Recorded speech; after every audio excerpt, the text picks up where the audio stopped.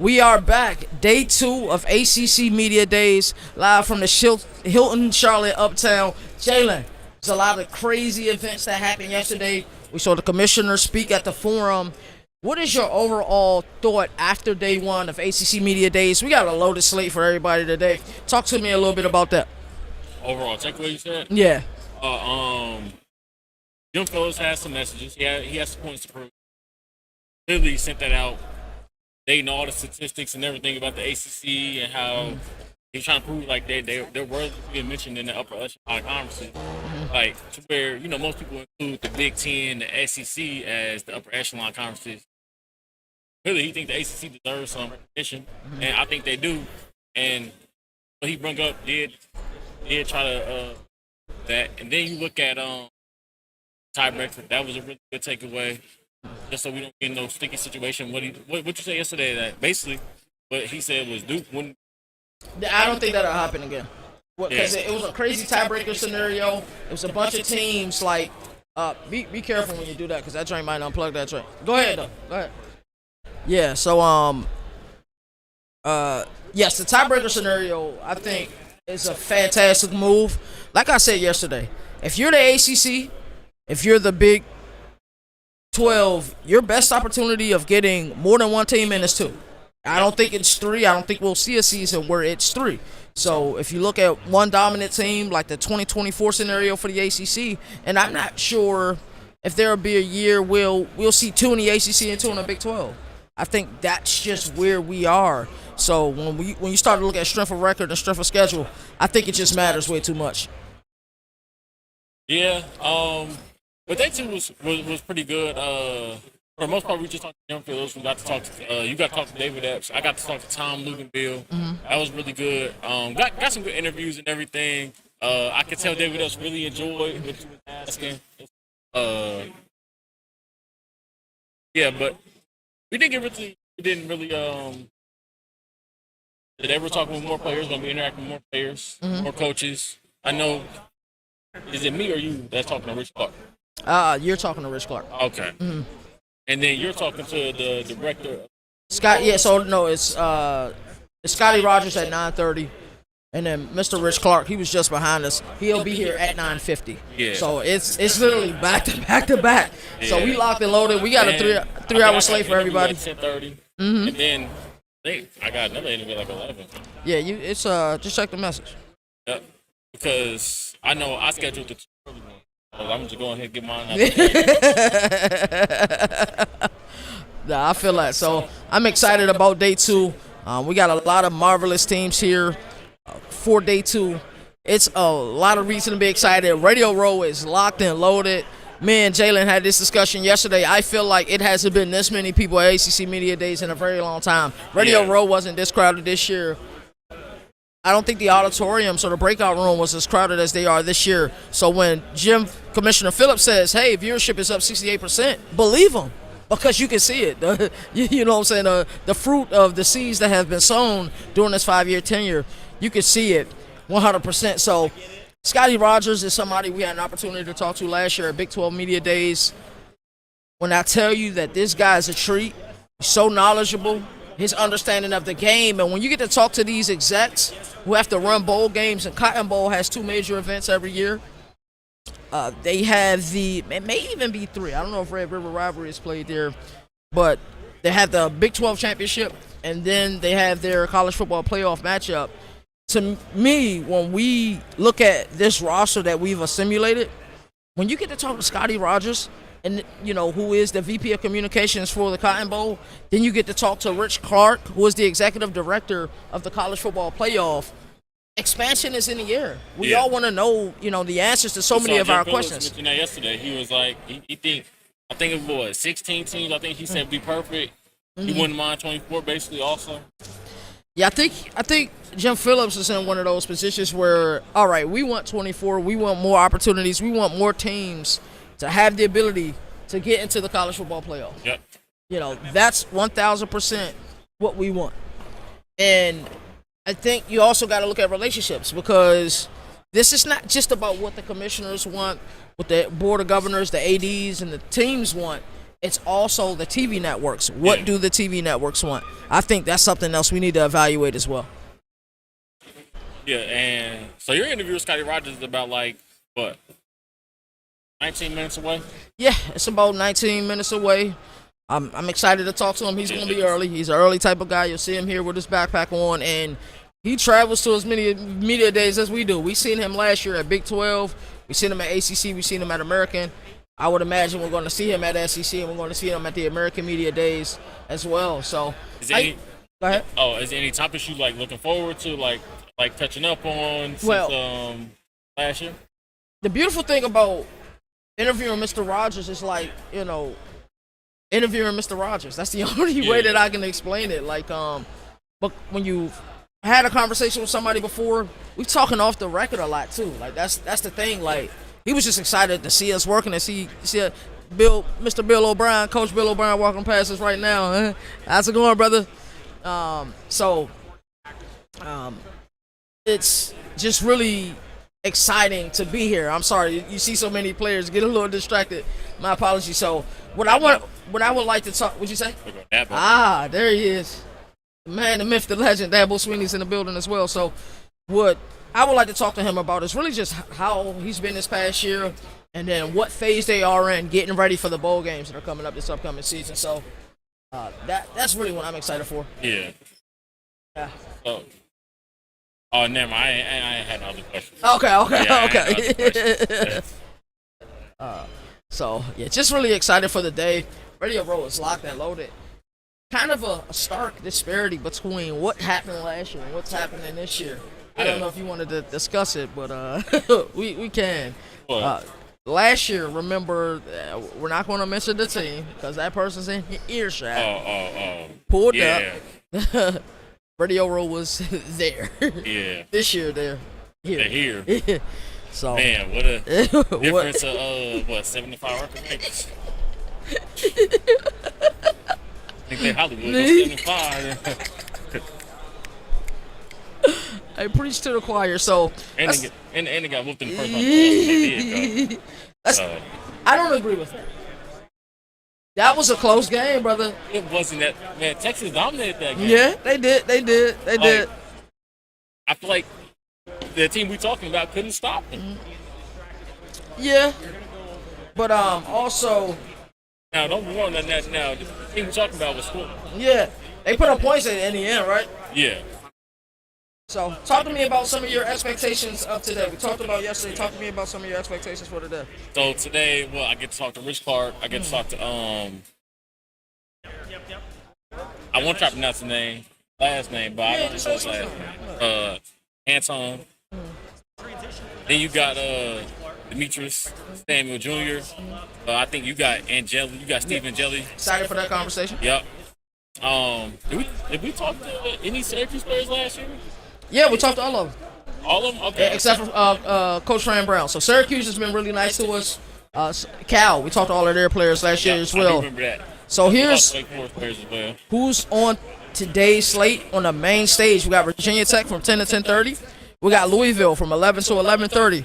Expectations are through the roof for Louisville this year. I think for Virginia Tech as well. Syracuse from 12 to 12:30. Tech is flying under that radar. Like people are aware that they could be good, but people aren't going out the way to be like, oh yeah, potential ACC championship team. I think I think they can be. I don't think I could have said it better myself, brother. I agree with you 100%. We got BC Eagles. Shout out to my dog, Nino. They in the building. Georgia Tech from 1 to 1:30 on the main stage. Georgia Tech from 2 to 2:30. Clemson from 3 to 3:30 on the main stage. And as we were just saying, Dabo Sweeney is literally a couple of Radio Row stations away from us. So out of all the teams I listed today, who are you most excited to see, to greet? It's Syracuse for sure for me. Just because of the bias, but other than Syracuse, we'll exclude them. Who are you most excited to see today? I would say Virginia Tech. I'm excited to hear what James Franklin got to say, just because James Franklin is coming from Penn State. Mm-hmm. He doesn't have high expectations like he did last year. Or, the year before at Penn State, of course. No. Last year, the expectations was through the roof. When you looked at the rosters that Clemson had last year, Penn State had last year, come on, the expectations, I had them 1 and 2, I think, in my top 25 last year. And then you look at like I'm just interested to see what he gets asked questions. Like, are people going to ask expectation questions from? Are people going to ask like what's been the biggest changes from going from Penn State to Virginia Tech? Ross, how's it going, brother? I just wanted to say hello, man. They say hi to you in a minute, man. How you doing? This guy, they always look out for us, man. I appreciate it, man. Getting bigger and bigger. Hey, thank you. So, yeah, I'm interested to hear from Virginia Tech. Listen, kinda, just to hear what Dabo has to say. You know, I feel like there's gonna be some questions. Maybe a question about the hot seat. I know. I would ask. Let's talk about it. Let's talk about it. So we are on opposite ends of the spectrum here. I think you can go ahead and state your case now. Oh, I think Dabo deserves to be on the hot seat, even though he's sitting right across from me. I don't know if you can hear me or not. I think he deserves to be. Now, there's no hate to Dabo. I just feel like, don't get me wrong, he has 2 national championships. I think he has 4 national championship appearances. I think he has 6, 7 college football playoff appearances. But at the same time, what I feel like is that's in the past. The now is now. The future is the future. And the way it's going, it's looking real bleak. So here's my response to that. 1,000%. Who you replace him with? Who wants to go there with limited resources? Who's going to develop the talent in a transactional era that's going to be transformational? Who's going to keep up with the GPAs? Does it become a transfer portal dance? If you do make that decision, who do you replace him there? And who's going to want to come there with the resources that are currently in place? I'm not too sure, but at the same time, I look at it is, okay, the resources aren't plentiful. Is that because the resources really aren't plentiful, or because they just aren't, or because that's a great question. That's a great question. I think because you got to think that is a coach that doesn't. He likes to develop out of high school. He likes to get his players. He likes to grow them up. You can pay the players out of high school, but we know the big money is the portal. For sure. And one thing I have to say, being around the program, I've been to spring games there, been to regular season games there. What you will see on the sideline is, as coaches, positional coaches, C.J. Spiller's their running back coach. Yep. You're going to see former players there. They all come back. And that's when you have an outstanding culture. Dabo Swinney runs the cleanest program in America. And if you have a rebuttal, what's your rebuttal? No, he does. I don't even think it's close. It's not. It's definitely not him. It's definitely not that man. That man out here stealing players, bro. At least trying to. What's your buyout, cuz?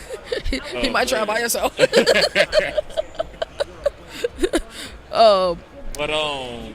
he does. But I don't know. I just see it as the way college football is going. Being a clean coach in a dirty game just might not work.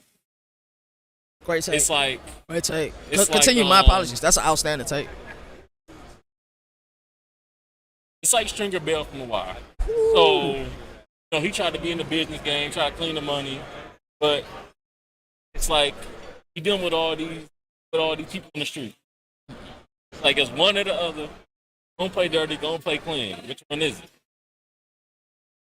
And I don't think it's really. You got to choose one.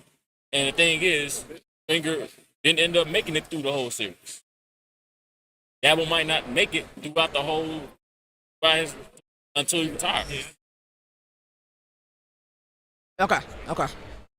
Cool. So I'm telling you, I enjoy working with Jalen, and I enjoy working with everybody on our team. We all have such unique perspectives on this thing we call college football that right there is not a take that I would have even thought about. You know what I'm saying? So that's a unique take that the game is tainted. Yeah. So trying to be clean in a tainted game. Yeah. I'm not saying it can't work. I'm just saying the outlook on it just look like it might not work. So let's say the Cruz Cantwell bill gets passed, right?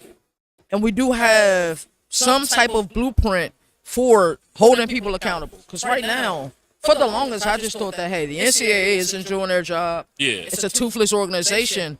But the reason it is a toothless organization because the moment they try to lay down the law, what happens? with injunctions. We're going to court. You know what I'm saying? So Yeah. I think now that has changed the game. So if that bill does get passed and we have some type of blueprint, I know the media rights pooling is the biggest talk of the town right now. If we do get that blueprint, do you believe that this game that is a tainted game at the moment, at this very moment, and it is beautiful in the fall, but in the off season it rears its ugly head? Oh, it does. Can it be a cleaner game? No, it's never been a clean game. Wow. And you know what? Even if they do put out a blueprint, somebody gonna try to find a loophole here. Okay. And if they do, they're gonna patch it, maybe. But it's gonna be a loophole, maybe for a season, maybe 2 seasons, maybe 3. I don't know. But no, because it's always been a dirty game. I mean, when they wasn't paying players, people was playing players. You know, it's the reason why Nick Saban was able to get some recruits, and their mom was able to work at the dealership right across the street from Alabama facility. Like, it's the reason why that picture with Derrick Henry going around when he was in high school with the Chargers, the red Charger, all of a sudden. You know, think about USC and Reggie Bush. So yeah, I think SMU. I think back then though it was like, you know, the movie Blue Chips, right? Yeah. They had ways to funnel it versus now where it has to be legitimized. But even the NIL Go experience haven't worked the way that we thought it was. Because we thought any type of transaction over $600, it has to be clean, it has to be slated. But Commissioner Phillips said something so great. I think when you look at the evils, like the Jay-Z record on Reasonable Doubt, Yeah. shout out 30 years, great concert by the way, greatest rapper to ever do it. I know you got something to say about that. But Well, I like Jay-Z. the agents, I'm telling you, these agents are bad. They're bad people.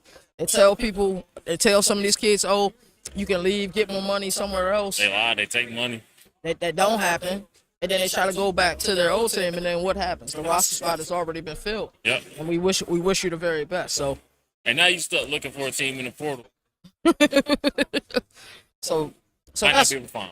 that's what happened. So talk to me about Georgia Tech. What's your outlook on Georgia Tech? Haynes King has been such a just guy that to me he wasn't just their quarterback. He was their bell cow. Because we know Justin Haynes was more of a slap. I don't want to say he's more of a. Like a gadget running He's back? like a gadget running back. You know, somebody that can. He could run between the tackles, but he can get loose in the open field. So Haynes King really bared like the Wake Forest game, even though they should have lost that game. The Wake Forest game is what comes to mind for me, where Haynes King said, "All right, we're down 20-3. Just hand me the ball. I'm going to run." I think this year is different. I think the nation's leading rusher, if it's not LJ Martin at BYU, might be a kid by the name of kid that just transferred. Is it Justice Haynes? Yeah, Justice Haynes. I think I was talking about Jamal Haynes, and then it's Justice. Yeah, you was talking about Okay, it's Jamal Haynes. I think it's Jamal Haynes. And Jamal Haynes is who I was talking about, but now they got Justin Haynes. It's something about Georgia Tech and Haynes, but I think he's a bell cow. I think if he can stay healthy through the duration of the season, he has a head coach, former offensive lineman that played at Georgia Tech, that can beat a guy that can handle 200 plus carries this upcoming season, maybe even more. So how do you feel about Georgia Tech heading into the year? How you feel about Baby Mendoza? I feel good. Okay, I'm gonna be honest. I don't care for Baby Mendoza. Okay. You know why? I feel like lots of the hype is coming from his brother. Okay, that's fair. It's the Arch Manning effect. It's the Arch Manning effect, man. You know, it's like my family member good.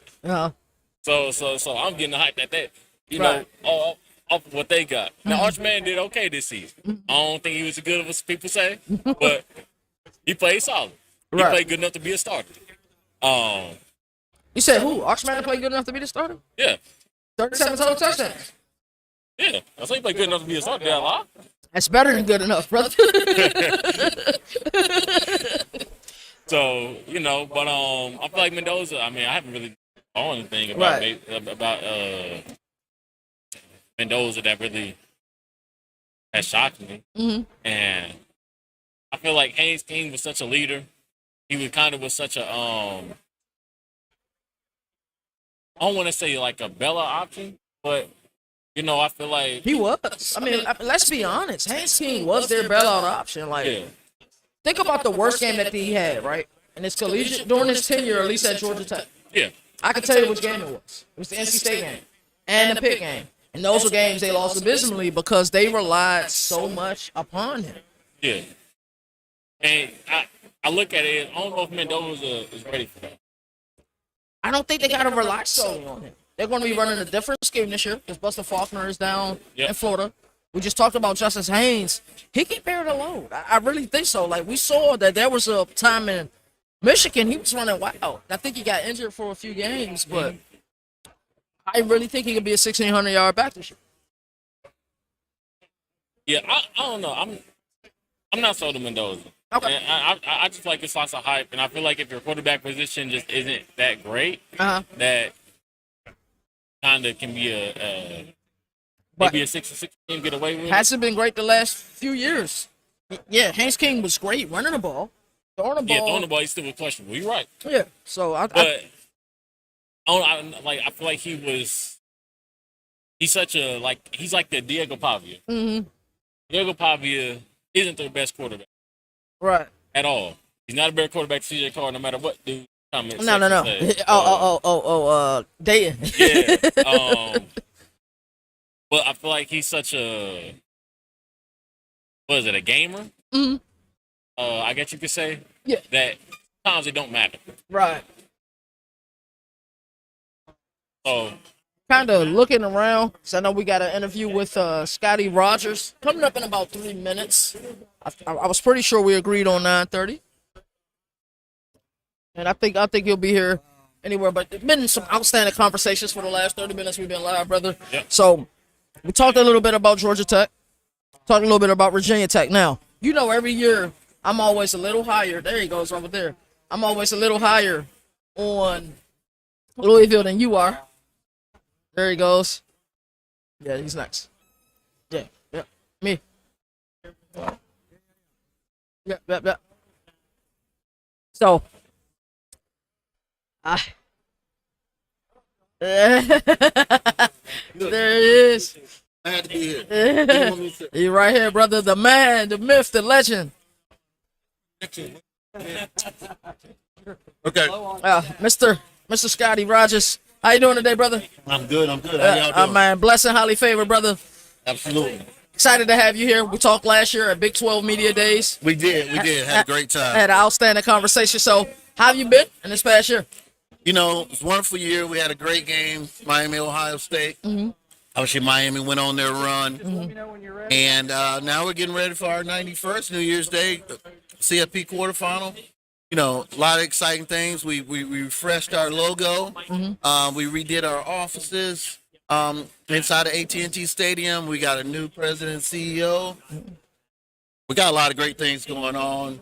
It's just exciting to think that we're here now already talking about college football and the season's right around the corner. I was telling our viewers earlier, we're live, by the way. I was telling them, I was like, we ran into him last year, had such a great conversation with him last year. I was like, we got to run it back. So the moment I saw you yesterday, and also we saw you at Big 12 Media Days, ACC Media Days, and American last year. Yeah. We'll see you at SEC, maybe American this year. Because they roughly about 40 minutes apart. So what was your introduction to football, to the game? You know, I mean, I'm born and raised in Alabama, and I tell people all the time, when you're born in the state of Alabama, you got to pick one when you come out. Born and raised. Hey, look at born and raised in Alabama. Mr. Dabo Swinney, pan the camera up. By the way, we went to college together. He's a year ahead of me. He's a year ahead of you. So I've known this guy since we didn't have any money. Now he got a lot of money. Hey, you got a lot of money. Now he got a lot of money. You know, Alabama's a smart state. Oh, absolutely. I just got that color on right there, but I got to say it because I got to say it. And guess what? And guess what? Dabo runs the cleanest program in America. Oh my gosh, he absolutely does. Let me tell you, I've known Dabo since my sophomore year at Alabama in '92 was the '92 national championship year. That's if you know right. anything about college football, that was my sophomore year, my first year working in the athletic department. I mean, I got to be honest. When I was in college, I wasn't like tight with Dabo Swinney, but I knew who he was because he played on the football team. For sure. One of my fraternity brothers played on the team as well, wide receiver like Dabo was, and his coach, Woody McCorvey.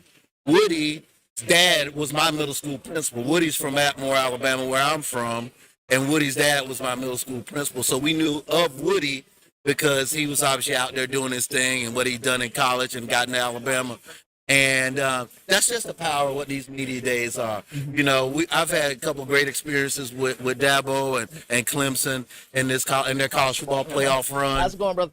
Here, and it's just been really, really exciting to see him, and I just love that camaraderie that we're able to have. I think that's just really, really fun, and it's that energy right there. That's what fuels me in this business. That really what's going on. But you were talking about my introduction. It started, you know, when you grow up in Alabama, when you come out the womb, you got to pick one. Alabama, oh, so that's just how it is. And then, you know, obviously just being around the game, I was never given the physical gifts to ever play football. You know, in high school, I was in the band. I always loved football, always loved sports. And then, as I said, I got my start officially. I wrote for my hometown paper when I was a senior in high school. But I really got my start at Alabama working in the athletic department. I did that for 3 years. And those foundational 3 years set me up for learning, getting to know people, understand it. It's a very different business than it was in the mid-'90s. But if it wasn't for those experiences, then I got an internship at the SEC coming out of college, and everything took off from there. I want to elaborate a little bit. You said it was a very different game in the 90s than it is now. Talk to me about that disparity of how it's changed over the years. I know y'all young folk can't believe this, but in the early 90s, there was no email. There was really no cell phones, pagers. There wasn't these platforms in which you could communicate. There was no social media, none. It didn't exist, at least in the way that it does now. None of that. So barely had computers that could do the work. You know, spent a lot of time doing stuff on a typewriter. Do you even know what a typewriter is? I've seen one. I've never used it. So, well, you had to be perfect. Yeah. Or you had to have the little correction tape, or you had to do the liquid paper. You know what liquid paper is? Yeah, the whiteout. That was real. Right. That happened. You know, and then you moved into the world where you had fax machines, like you probably heard about that. You know, before copy machines, you had the steno thing that, you know, you kind of rolled it and it smelled and all this stuff to make copies. It was a different world. And, you know, you had to, over the time in my business, you had to learn to be adept on computers. You had to learn how to do all this content, cutting content, being on social media and understanding what that means and putting a brand out there. It as a communications person in this business and journalists, because we're surrounded by journalists here and content creators, you had to learn all these skills. Most of these folks didn't go to classes for this. They just learned it through trial and error, through having an interest in it. Maybe they took an online course. Maybe they did go take some classes somewhere. But the point is, you had to be self-taught, generally speaking, as the world evolved, thus the profession evolved. You had to really do that. And I'm not going to tell you that I'm the greatest at a lot of things. Like, I probably missed that era. While I can get on Photoshop and I can get on some of those platforms under the Adobe suites, I'm not as adept at them as some people did, because I was at the point in my career, I didn't spend a lot of time on that. But I know enough to be dangerous. I know enough to get around. I know enough to know what I need to get from it. And more importantly, at this stage in my career, my job now is to go find the person to do it and teach them what I want to see. I don't have to do it, because I'm trying to sit 20,000 feet up and look at the strategy, the direction, the messaging, the brand, because that's really, really important when you're looking at stuff from my, the Goodyear Cotton Bowl Classic and the Cotton Bowl Athletic Association, which is our parent association, and then we have our Cotton Bowl Foundation. My job is to protect the brand. My job is to talk about the brand. My job is to find people and find content creators to help us celebrate that brand. And that's what's really important. That's why opportunities like this, I'm so thankful and honored to do so, just to let people know the great work that we're doing, not only with the game, but in the North Texas community. Wow, that's a lot to unpack, and I love what you said. I almost felt like I was in church for a moment. What I'm saying? That Southern preacher does come out of me every now and again. That's what I'm talking about. So, I don't think people understand that pursuit of perfection. You guys have one time to mess up. Yeah. You prepare 364 days. These teams got 12 games. If you're lucky, you get a little bit more. Yeah. Where you're striving for that pursuit of perfection. Talk about that. The different phases you go through to work up to this game, New Year's Day. You gotta deal with knowing that perfection is going to be imperfection. But it's all about what you can do to make sure that any of the imperfections, nobody of significance sees. Whether that's the media, whether that's the coaches, student athletes, anybody from the university, whether that's the fans. No game in the history of sports have gone off perfectly. Never, ever. It's never happened. There's been some really good ones, and I've been a part of a few of them. But no game is perfect, and you got to understand, you got to put together a format, you got to put together an approach, you got to put together a plan that is going to work despite things going wrong. Because things are going to go wrong in sports, whether it's weather, whether it's some sort of mechanical issue of some type. Unfortunately, there might be some sort of tragedy of some type. You have to work around it. You have to be able to still do your thing. Perfect example, a couple years ago, our game, Ohio State, Texas, which was a semifinal. Our game was on a Friday. That Monday, everybody thought it was going to snow, it was going to be crazy. And then we had to go into crisis mode, talking to all kind of media around the country, talking about whether the game was going to be played. First of all, we had to educate people because there were still some people who thought the Goodyear Cotton Bowl Classic was still being played in Cotton Bowl Stadium, an outdoor stadium. We are in AT&T Stadium and have been for a number of years, which is an indoor stadium. It's 72 and sunny on the inside. Now, it might be crazy outside. Right. So we had to really talk to people about the safety to making sure people get there because they talk about the teams, and I want to make sure, look, this thing is bigger than the teams. The teams, we want them to get there, but we have the workers need to get there who's working in all those places. The media need to get there safely. So we had to talk about it. So while one day, while I'm working, 3 days out to our game, I spent the entire day doing stuff like this. So our plan to run our media operations had to run without me.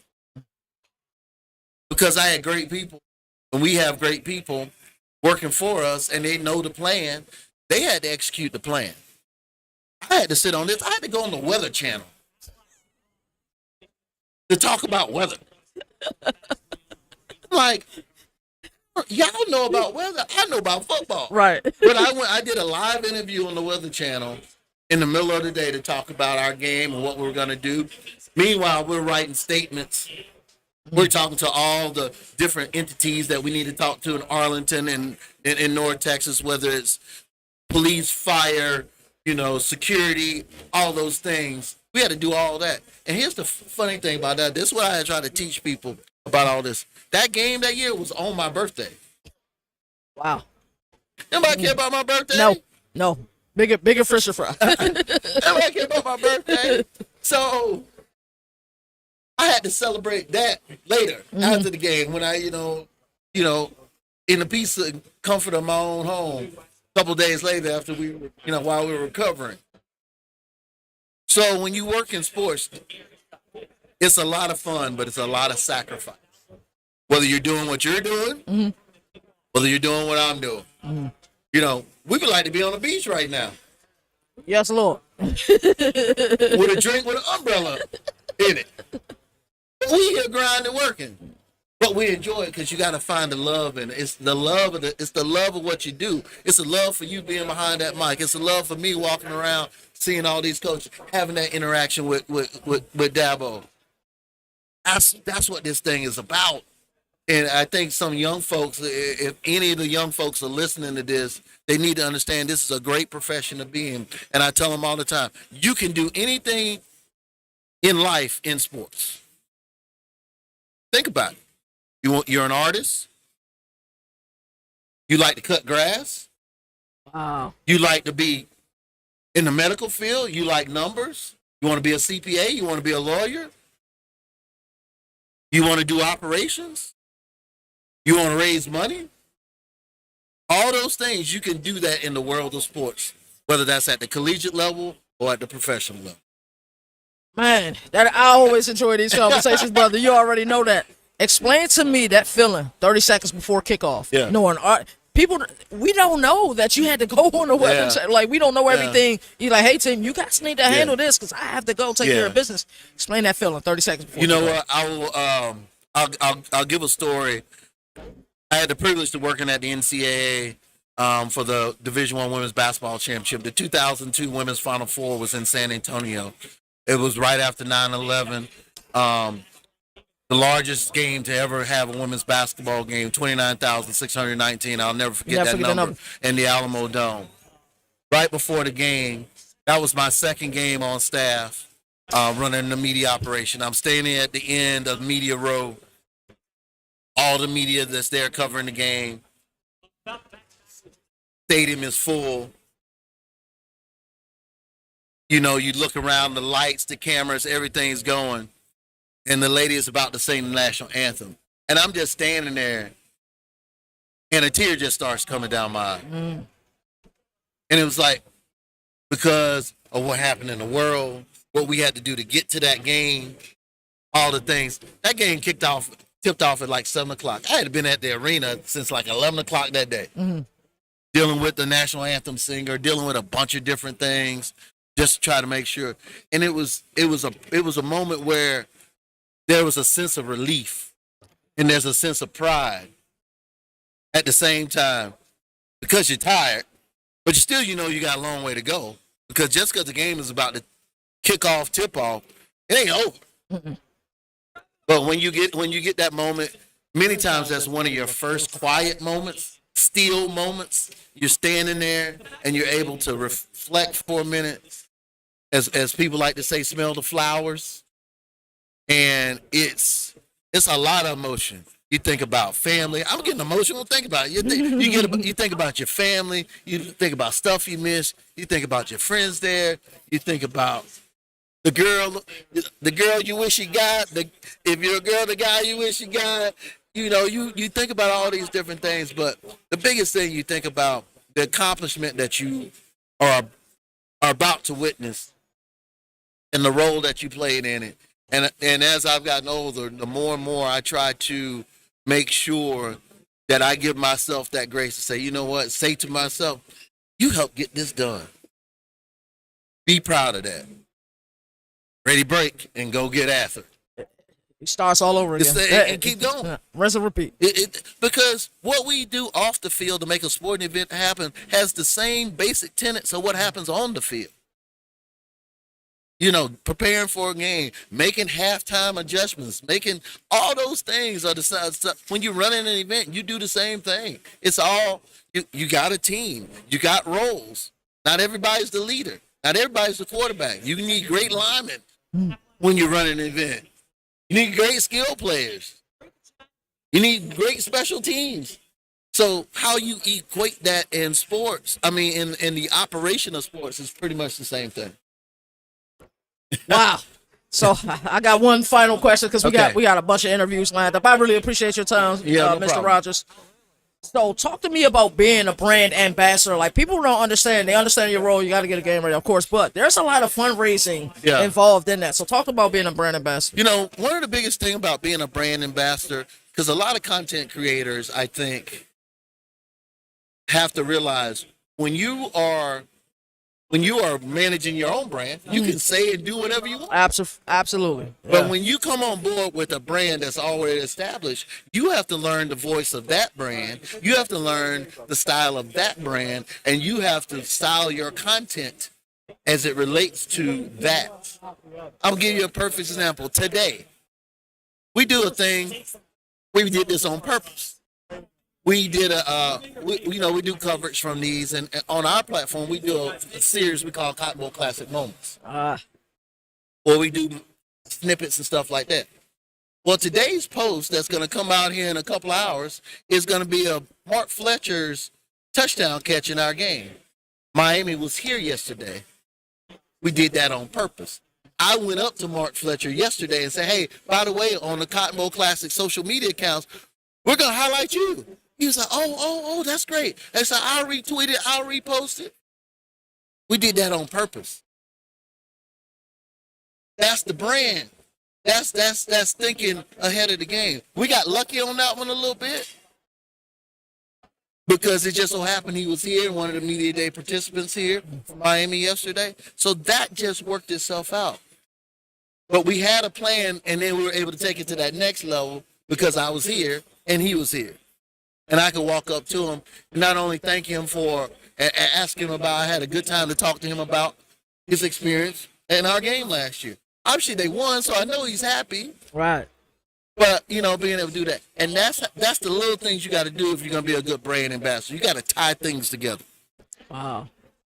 You got me thinking. You got the strings moving up here. I truly appreciate your time, brother. Oh, as always, we will definitely catch up at SEC Media Days. I'm going to see if I can I know you're a busy man. See if we can get more of your time, man, because I can listen to you talk all day, brother. Well, look, I have a passion for this thing, and I have a passion for folks who look like me, who work hard, who do this job. It's really, really important for me as I'm at this stage in the career. As I told y'all before, and I'll keep telling you, keep grinding, keep doing the right things, keep putting out great content, and all your hard work is going to continue to keep flourishing and continue to keep making a difference in this space. Yes, sir. I truly appreciate that. Right. You don't know how much of a difference you made seeing, like you just said, somebody that looked like us and seeing what the pinnacle of that thing could look like. So that's incredible. It's a beautiful thing. So y'all keep grinding. Yes, sir. We'll do. Appreciate you. All right. Mr. Rodgers, it's always a pleasure talking to my brother. We got another interview coming up in about 3 minutes. Jalen is going to rejoin us now. Actually, Jalen, it'll probably be better if you're here and then Mr. Clark is there. So you can go ahead and enter Dabo Sweeney. We got a Dabo Sweeney clip. How amazing is that, brother? Did you see that? Dabo Sweeney interrupted his brother. You pray for clips like that, brother. It just happened to be the time he knew Mr. Rodgers real well. They both went to Alabama together. 6 degrees of separation, brother. So I just had a lot of fun in that interview. I don't know if you could tell. We talked for a very long time. How you feeling, man? You ready? You got a big one. This is the biggest one of the day, brother. You know? So he'll be approaching us soon. I'm going to go ahead and get up out the way so you can get here. You can entertain these good people, man. The interview is here. I got to entertain the good people. You got to entertain the good people. I'm going to go close, brother.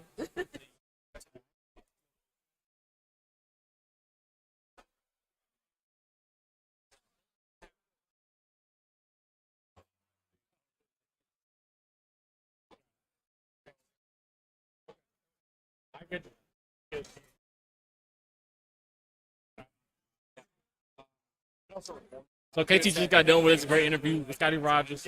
I got Rich Clark coming up soon. I really kind of want to ask him about something about the college football playoffs, but I really want to touch on more so some of his playing career, outside of his playing career, what made him fall in love with football. And it seemed like he went away from football for a little bit. I want to know what got him wanting to come back to football as well. I think he's not too far away.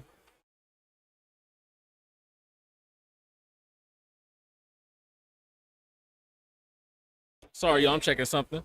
But yeah, he's the executive director of the college football playoff for y'all who don't know. Pretty cool guy. Me and KT, we just talked to him not last year, the year before. It was brief. It was for a brief moment. Wasn't for a long time. Had 2 questions to ask him. It was more so about Notre Dame, but now it's going to be a little different. Like I said, I still want to focus on some of the college football playoffs, but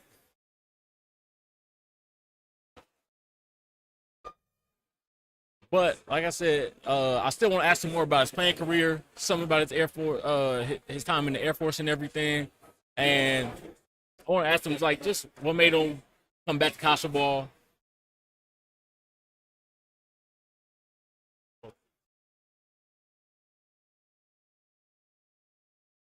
Have a seat right here, brother. Yeah, how's it going? Hey, how you doing? Rich. Right here. We're live. Yeah, we're live. Really? Okay. Yeah. You might have to project a little bit in the mic, but we all live right now. So right now we got the executive director of the college football playoff, Rich Clark, sitting with me right now. How you doing today, Mr. I'm Clark? good, Jalen. How you doing? I'm doing pretty good. Good to be with you guys. Good to be with you too. I talked to you about 2 years ago at ACC Media Days for a brief moment. I asked a question about Notre Dame, but today I kind of want to touch on like some other stuff. My first question is like, what made you fall in love with the game of football?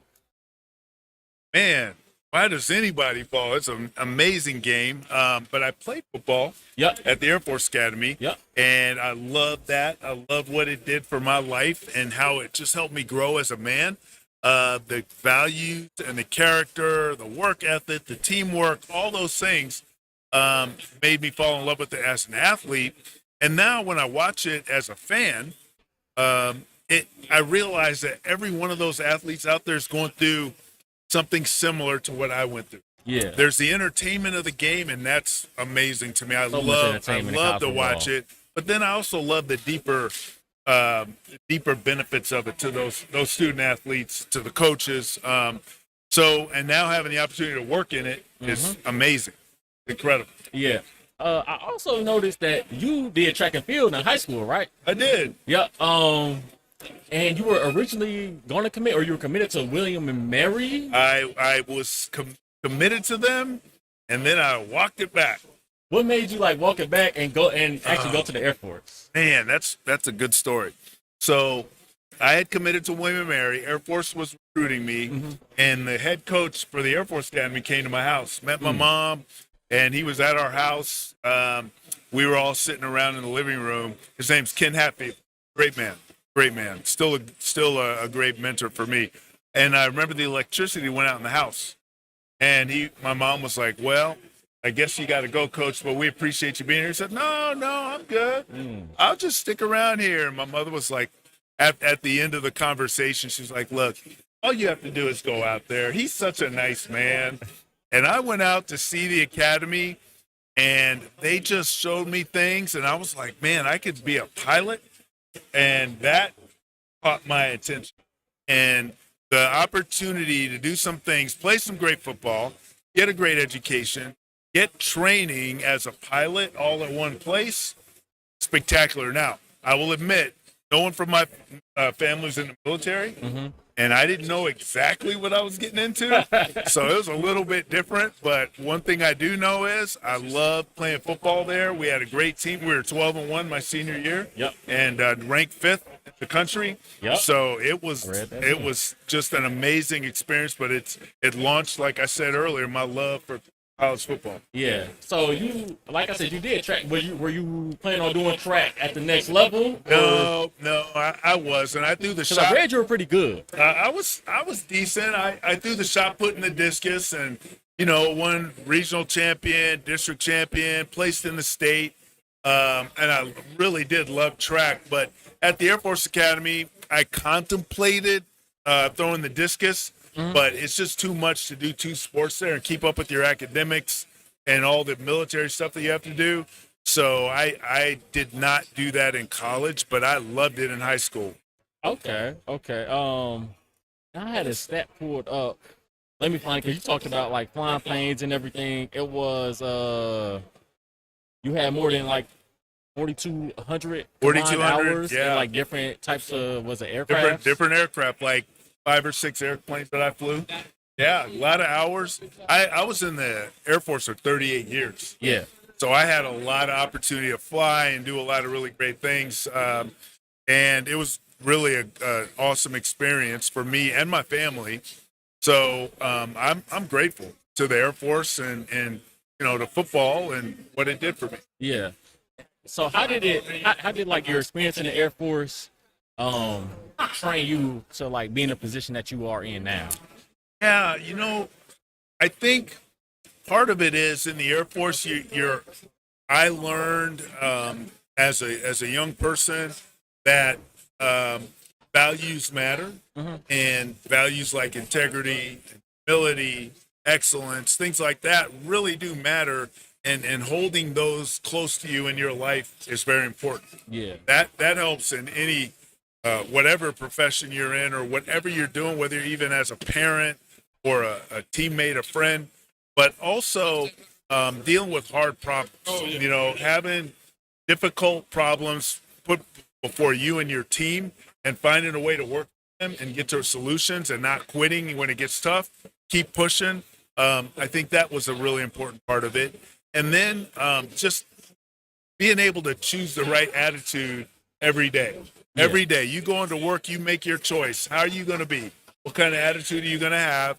And that's not only important in the military. It's not only important in college football. It's important everywhere. And I learned some of those things through my Air Force career, and I brought them here because coming into the CFP, I was fairly new. I hadn't been in the enterprise. I had a lot of learning to do, but I know how to rely on my team. I know how to listen to people. I know how to admit when I don't know something and to try to figure it out. So all of those things were really helpful to me at CFP, and I learned a lot of that in the Air Force. Yeah, and it seemed like you kind of a little bit were away from the game of football for a little bit. What made you want to come back to the game of college football? Well, I was never really away from it. Yeah. I've always watched it. I've always followed it. But being directly involved in it, you're right. I was away from it.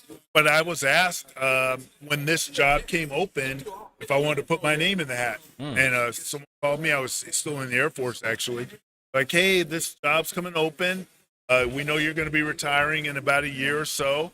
Do you want to put your name in the hat for this? And I said, well, do I have a chance? Yeah. Said, well, you're a long shot, but you got a shot. I was like, okay, put me in. I'll take a risk. And I did. I went through several interviews, and I ended up really being blessed and fortunate and got picked for the job. So when someone asks you if you want to go do a job that is something that you're already passionate about, it's kind of hard to say no. And I couldn't say no. So what's been the biggest adjustment being the executive director of the college football playoffs? Well, I think just coming into a job and in a whole enterprise where I don't know a lot of people, I don't know exactly what the traditions are from internal standpoint, and having to learn so much. That was really interesting because I came in, at a pretty high level without knowing much. Whereas in the Air Force, you kind of grow into your promotions and you grow into the rank. In this one, I was just kind of stuck right in there. Got tossed in. It's like getting thrown in the river saying, okay, I know you don't know how to swim, but you better figure it out. So that's kind of how it went for me. But it's been an adjustment and really just understanding where the different conferences are, the impact on the student athletes, on the fans, just all of the different aspects of it. I'm still learning. The learning curve is still steep, but I'm learning a lot. Yeah, and I'm pretty sure it was because you became the executive director around a time where it just had changed to 12 teams, right? It hadn't even changed yet. It hadn't changed yet. So they decided they put me in right at the middle of a massive change in the whole format and the whole college football. They said, all right, not only do you need to figure out the job, but you need to figure out how to make this change work. And I am grateful for an amazing team.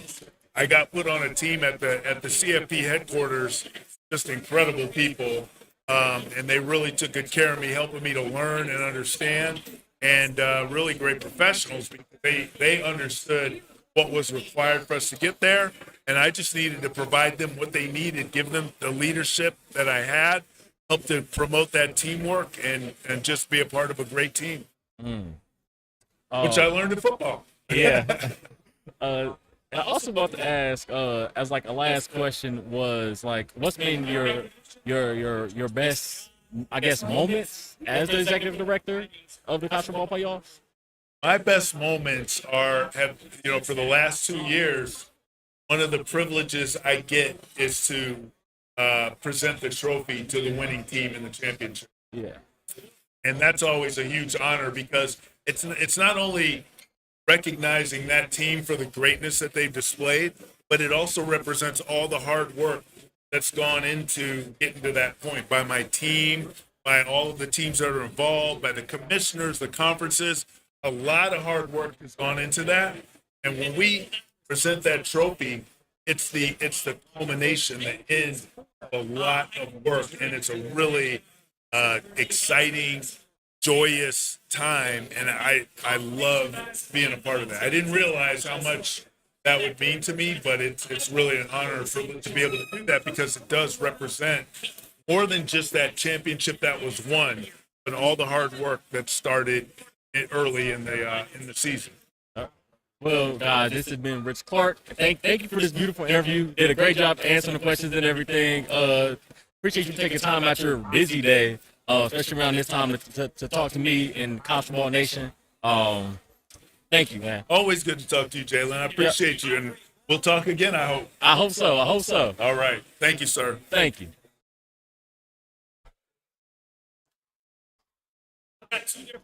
So, guys, Rich Clark. Hey, I really love some of the answers he gave. Man, I feel good after that interview. That was a really big interview.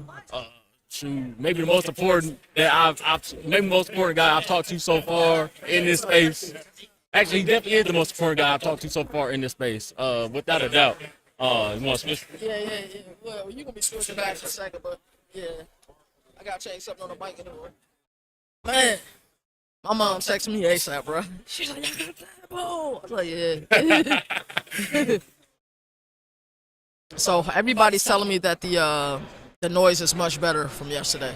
Okay. So that's really good. So what did you guys talk about? I didn't get to hear it. Oh, you didn't get to hear it? Watch it. I'll get to watch it as a fan later on. My mom said she got it on the big TV. It sounded amazing. So Yeah. Well, we talked a little bit about like. So I asked him like, what's his love of college football came from, and I asked him. He's a military guy too. Yep. I asked him about the military because he touched on that, but then I was like, did track and field in high school. So he's an athlete. Okay. Yep. Okay. And he was pretty good at it. And I asked him like, he was originally committed to William and Mary. Is you? Or is this him? Yes, me. Okay. Just want to make sure. He's originally committed to William and Mary. And Beautiful campus. Yeah. In Williamsburg. But he decommitted, and I was like, what was the reason that went into decommitting from William and Mary and going to Air Force? Right. He told a story about the coach and everything and what happened.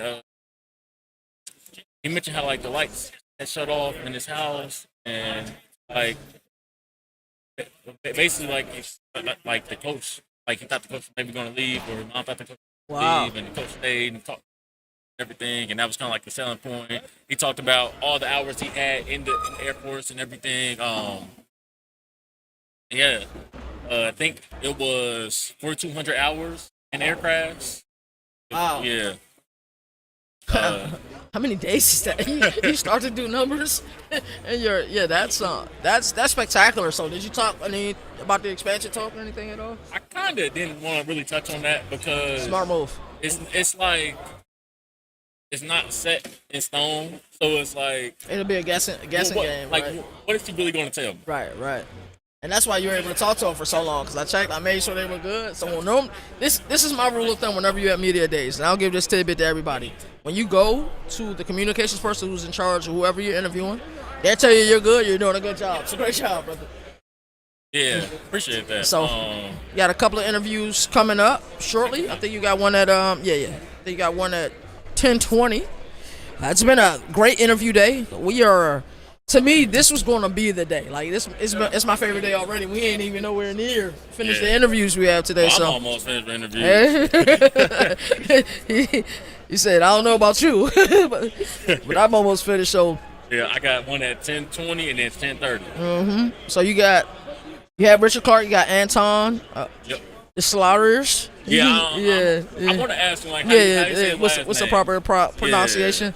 And so it's probably the first time in a couple years we've seen a two-way athlete.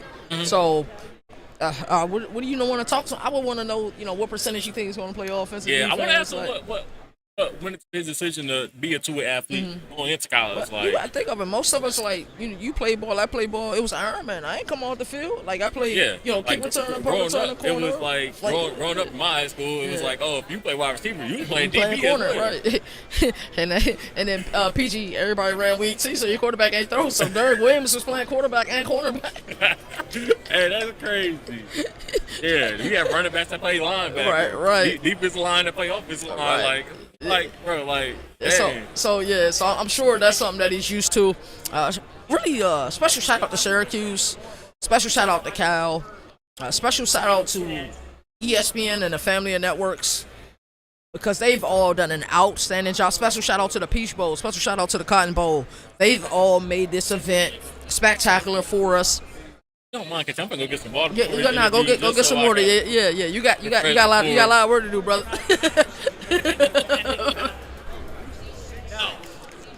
So we're here live, Radio Row. It's been an outstanding day 2. I had a lot of fun day 1, but I knew today would be the day. So really excited for that. We just finished, I think, the second of 8 interviews we have today. So we have 6 more interviews on slate. It's going to be a lot of exciting ball talk today. And we know that we've built our following on just being able to be the plug, to be the provider. We are on the field, boots on the ground. You see the tweets from my guy Nino all the time about boots on the ground. This is what we do. This is what we live. It was really refreshing after my live stream yesterday. On my channel, Oliver Nerd College Football, we do 2 styles of college football content. One is via the video game, but the big enchilada is this. And I had one of my guys who's a booster for the West Virginia dynasty that we have. He talked to us in the comment section. It's like, yo, like, my dude is out here living the dream. And sometimes you forget that. Like, this is something that we fought for. This is stuff we talked about when we first started our company. So it is amazing to be here. You live for what we just got and that evergreen content with Dabo Sweeney and him talking to his old pal, Scottie Rodgers. It's just exciting to be here. Jalen just got his water. I am very excited for this upcoming slate. We're about 13 minutes away from the start of our Syracuse interviews. We're excited to talk to them. Special shout out to them. We got to make a trip up there. I've seen Syracuse on the road versus Pitt in 2024. Game did not go their way, but I'm a big believer in Fran Brown. To me, it is amazing the people that doubt that man. If you don't understand the makeup of him, it's like, to me, in college football, if your resources aren't plentiful, your boosters, your donors, like the money that you're getting in isn't crazy, when you lose a guy like Steve Angeli, because I promise you, Syracuse would have been in the midst of things, right? Think about the game he got hurt. I was there. It was a sea of orange and blue. I was there the game he got hurt. They drove right down. Season went downhill after Yeah, that. it was. He drove right down the field. They got an onside right after that. When I'm telling you, he was about to put up Cal McCord-like numbers. Is that against Clemson? That was against Clemson. Okay. When I tell you, he put up Cal McCord-like numbers, it was incredible. So I'm just really excited to talk to everybody we have on our interview slate today. How you feeling, brother? Like, I know you warmed up. It's like a lyrical exercise. You get that first interview out the way. I'm doing good. Yeah. So you and I don't know who talked to who longer. I don't know if you talked to Mr. Clark or if I I talked talked to Scottie. Yeah, you know that's my brother. Mr. Rodgers is a preacher. You should have Reverend. Not only is he the VP of Communications for the Cotton Bowl, he's also the Reverend brother. So just really excited for today's slate. So earlier we were just having conversations about various teams in the ACC. I wanted to get to you and talk to you about what's your expectations for Louisville this upcoming season. I think I'm higher on Louisville every year than everybody else is, but it's just my belief in the head coach. I feel like this year it's a lot of expectations for Louisville.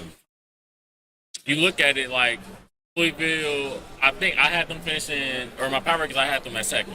You have them at second, okay? No, at second or at 2. 2. So you have them in the ACC championship. Yeah. Okay.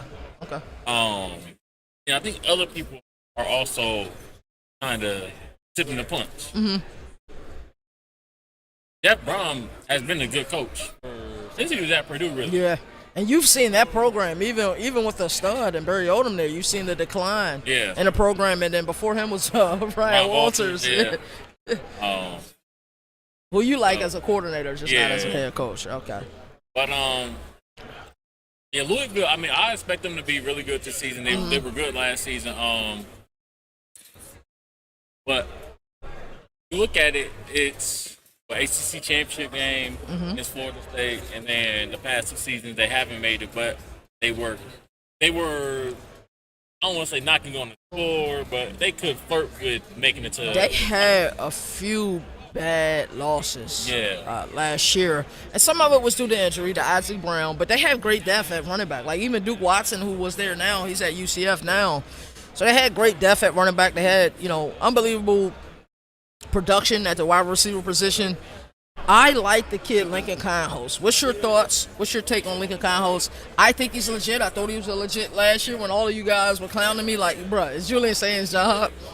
And when you guys were right, I felt kind of stupid. But, talk to me about how you feel about Lincoln Conhost. Honestly, I'm not gonna say I'm super high on him. Yeah. I'm higher on him than I am Mendoza. Mm-hmm. No shot at Mendoza. That's the way I feel. Julian saying it was Julian Saint's job from the time he committed there. That's why I was telling him. I'm like, there's no chance he gets no way Julian Saint is committed there. He makes Aaron Nolan transfer. He made him transfer. I mean, and what's that emoji with that? The hand over the shoulder jump. Oh, Not the emoji, but the meme. Yeah. The hand over the shoulder jump. I look at it and I'm just like, there's no way he was going to start. But at Louisville, he is in a pass-friendly system. All he has to do is take care of the ball. Just don't turn over the ball. I feel like when they had, what's his name? USC quarterback. 6 touchdowns in the ball, Miller Ball. Mm-hmm. He was kind of a little bit. He would be a little turnover prone in certain games, but he was still solid. He still got the job done. That's all Lincoln Conhost do is protect the ball. I feel like the way Louisville run game has been the past couple seasons, that he just has to do a good enough job, and he can get them to the ACC championship. I agree with you. It was interesting seeing. During the transfer portal, I saw Isaac Brown that entered the transfer portal. I said, uh-oh. So we know that kid is legit. He's one of the best running backs in all of college football. And when he entered the transfer portal, what do you think his processes was? Do you think he wanted to hear teams out, or do you think it was an appraisal? Let me see what my true evaluation is and then report back and see what I get. I think it was some of that. I think it's also maybe I want more money situation, hey, I played for you these past 2 seasons. I played really good. I kind of want a little more money. Let me see. It's how do I explain it? It's a thing to where it's you testing your value, but you're not really testing your value. You just really want to persuade the school that you're at to try to keep you. That's the way I've seen it. But he could have been testing his value. I'm not sure. Mm-hmm. It wouldn't surprise me. I mean, he's a good enough running back to where he could have been the highest paid back at the court. Yeah, I would agree with that 100%. So, speaking of running backs, give me your top 5 running backs in college football. It's tough. It's not easy. It's not easy at all.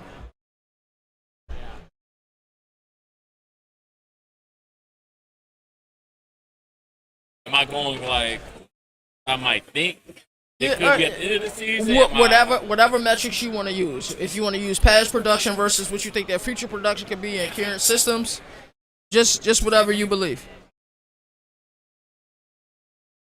Because I want to say people are going to say Bo Jackson.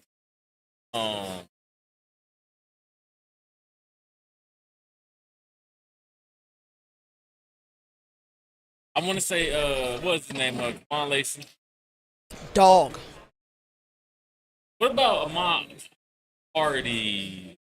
I think he should still be up there. He would be in the top 5. Yeah. I think he would be maybe 5. Mm-hmm. A place where top 5, but might not be exactly number 5. I mean, top 5 might not be solidified and everything. Right.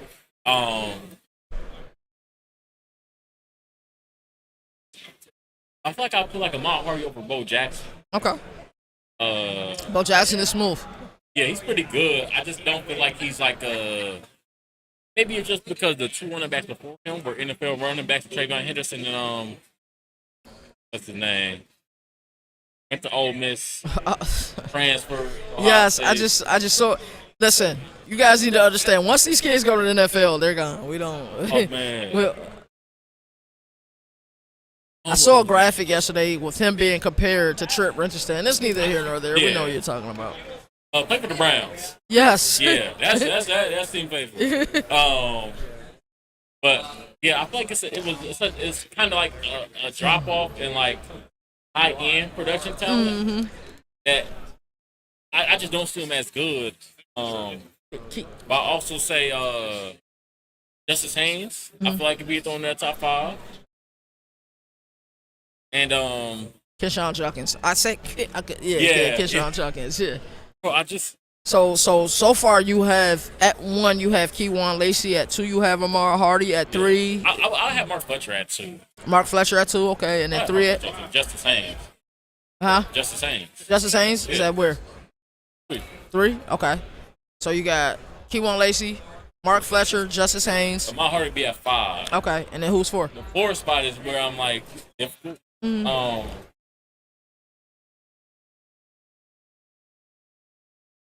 not gonna lie. I see my boy like Khalil Valentine having a big season. I like Khalil Valentine. He's a really good running back. I see him And having a Champagne. big season. Yeah. I don't know if that's just a bias, Illinois fan, from my perspective, but the way he performed at the end of the Yeah, I think it's Anton or Antonio. Deslauriers. Yeah. Yeah. yeah, that's what. Yeah. They, all right. Yeah, so yeah, whenever they're ready. For me, I think LJ Martin is the best running back in college football. I'll go with Yeah. Keywan Lacey next. I think my guy Fran Brown. I think Keywan Lacey is next. Who would be after that, man? I think Mark Fletcher got to be in that top Yeah, 5, right? Mark Fletcher's in the top 5. I would want Isaac Brown in there, but I wouldn't want to take Amar Hardy out. You know what I'm saying? So, give me 6, man. I would put Isaac Brown above in my heart, in my rank. Yeah, because we saw the production go down once you got into the SEC court. play. Yeah. We saw Alabama did a really good job against them. So 'Cause, I think you have a few interviews about to come up within the next three minutes. So I think it is happening right here, right now. Switch seats with me. Good luck on your interview, brother. It's 9 minutes one time for each one. They're 10 minutes, but we need 9 minutes just to switch them. Yeah, he's sitting there.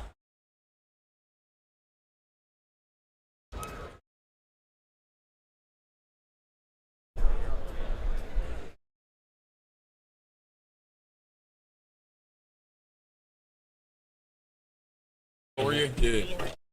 Deslauriers. Deslauriers. Okay. Deslauriers. Okay. So Antoine. Okay, that's what I thought. That's what I thought it was, but I was like, it don't look like it. But I'm like, I feel like I've seen people name Antoine spelt like that before. Yeah. So yeah, but how you doing today? I'm doing pretty good. First question I want to ask: what made you fall in love with the game of football?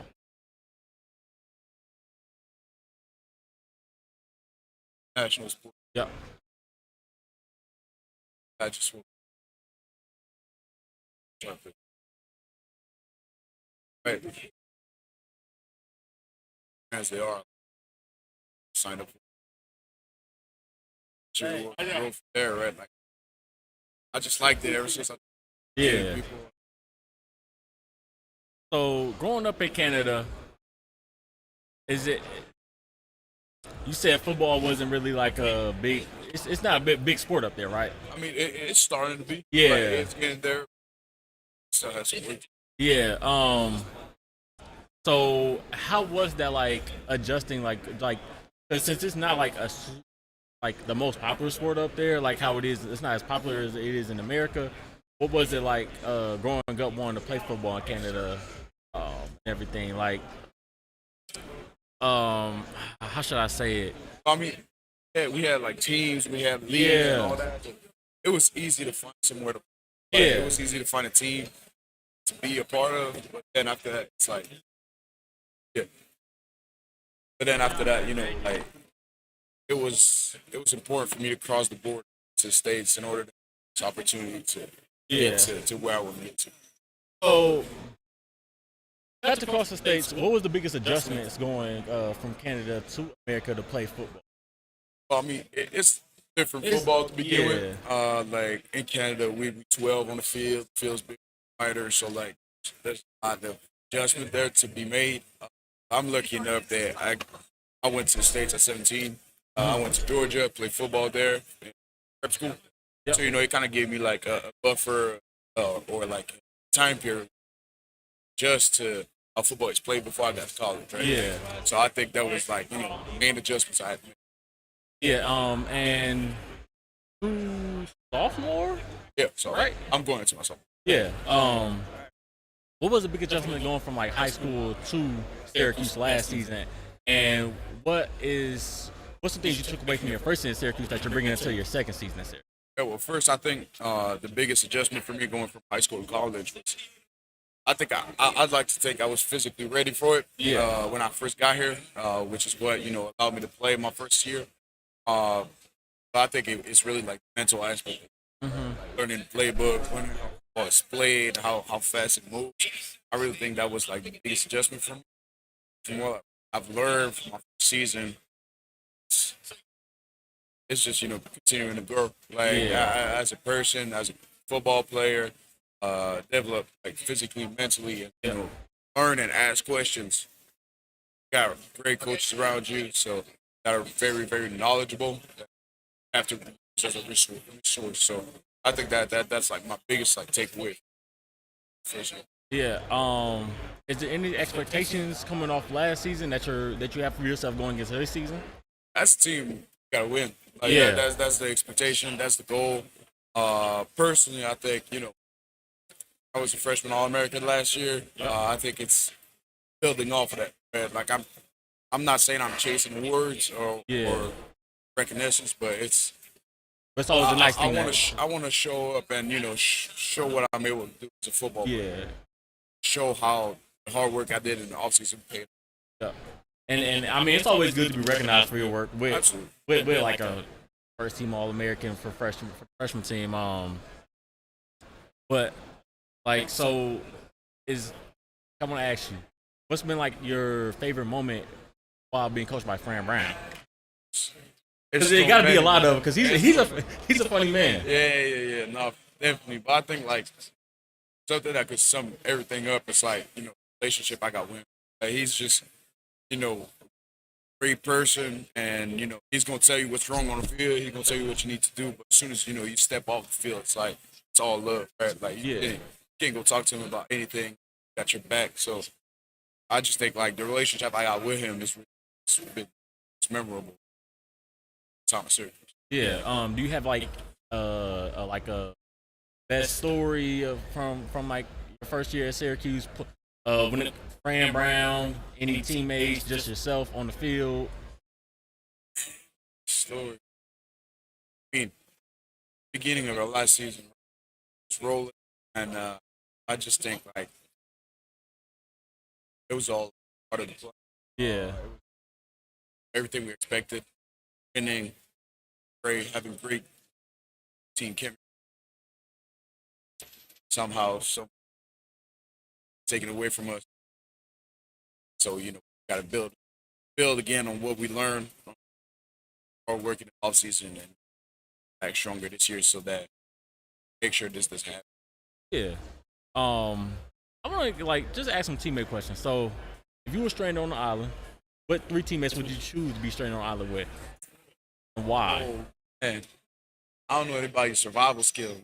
I can't. What about your survival skills? You think they'd be good? Mine, I think I'd be straight. I really think. I'm taking somebody like sticks, like somebody from out the way that grew up on a farm or something. Yeah. Like, I'm taking. Okay. Are you familiar with college football? 27, 25, 26? I mean, I don't play it, but Okay. I know about it a little bit. Yeah, 'cause I was gonna ask like what teammates do you think are the best on the team? I don't know. If it wants yourself. I don't play the game, but rankings, I know Chris Beal, corner, probably the highest ranked on the team. So I think representative. Right? Yeah. I also want to ask, so want to ask about also next season. Expectations for the team and everything. What are you looking forward to from just a defensive perspective on from the team next year? I mean, like team expectation, I said it. Like, we gotta win. Yeah. That's the standard. On defense, like we gotta be solid. Yeah. Like we gotta stop the run and make them throw the ball because I believe in our defense. So up front, everything's gonna be played. Gotta stop the run. I think that's gonna be the biggest part of defense and the physicality. Yeah. Is physicality like a thing that Fran Brown and your defense coordinator is that something they preach? Oh, always. Fran Brown loves hitting. Loves his hitting drills. He loves everything about physicality. So definitely gonna get some. Also so physicality.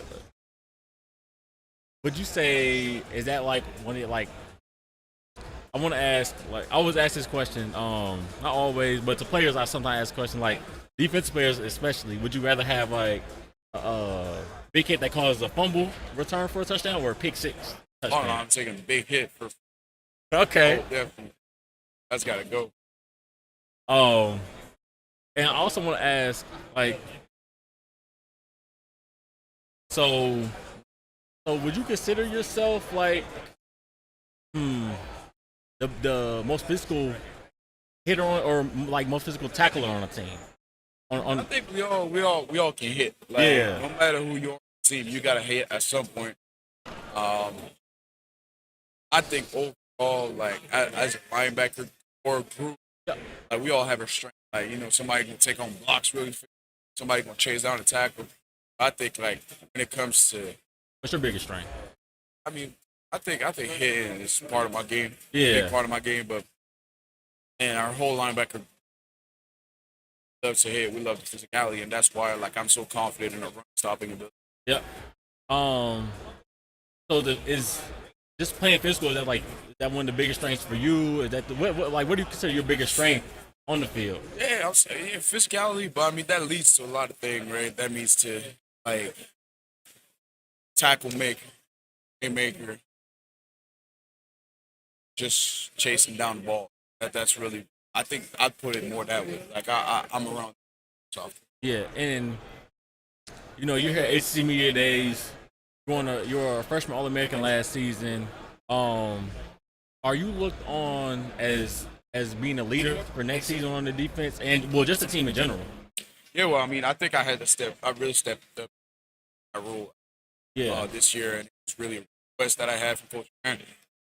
Just, there's a lot to be done, so we're a big group of leadership, and I think, it's just been, a key aspect of success. Yep. Okay, thank you for the interview, Antoine. I appreciate you. Appreciate you, man. Yep. Sure.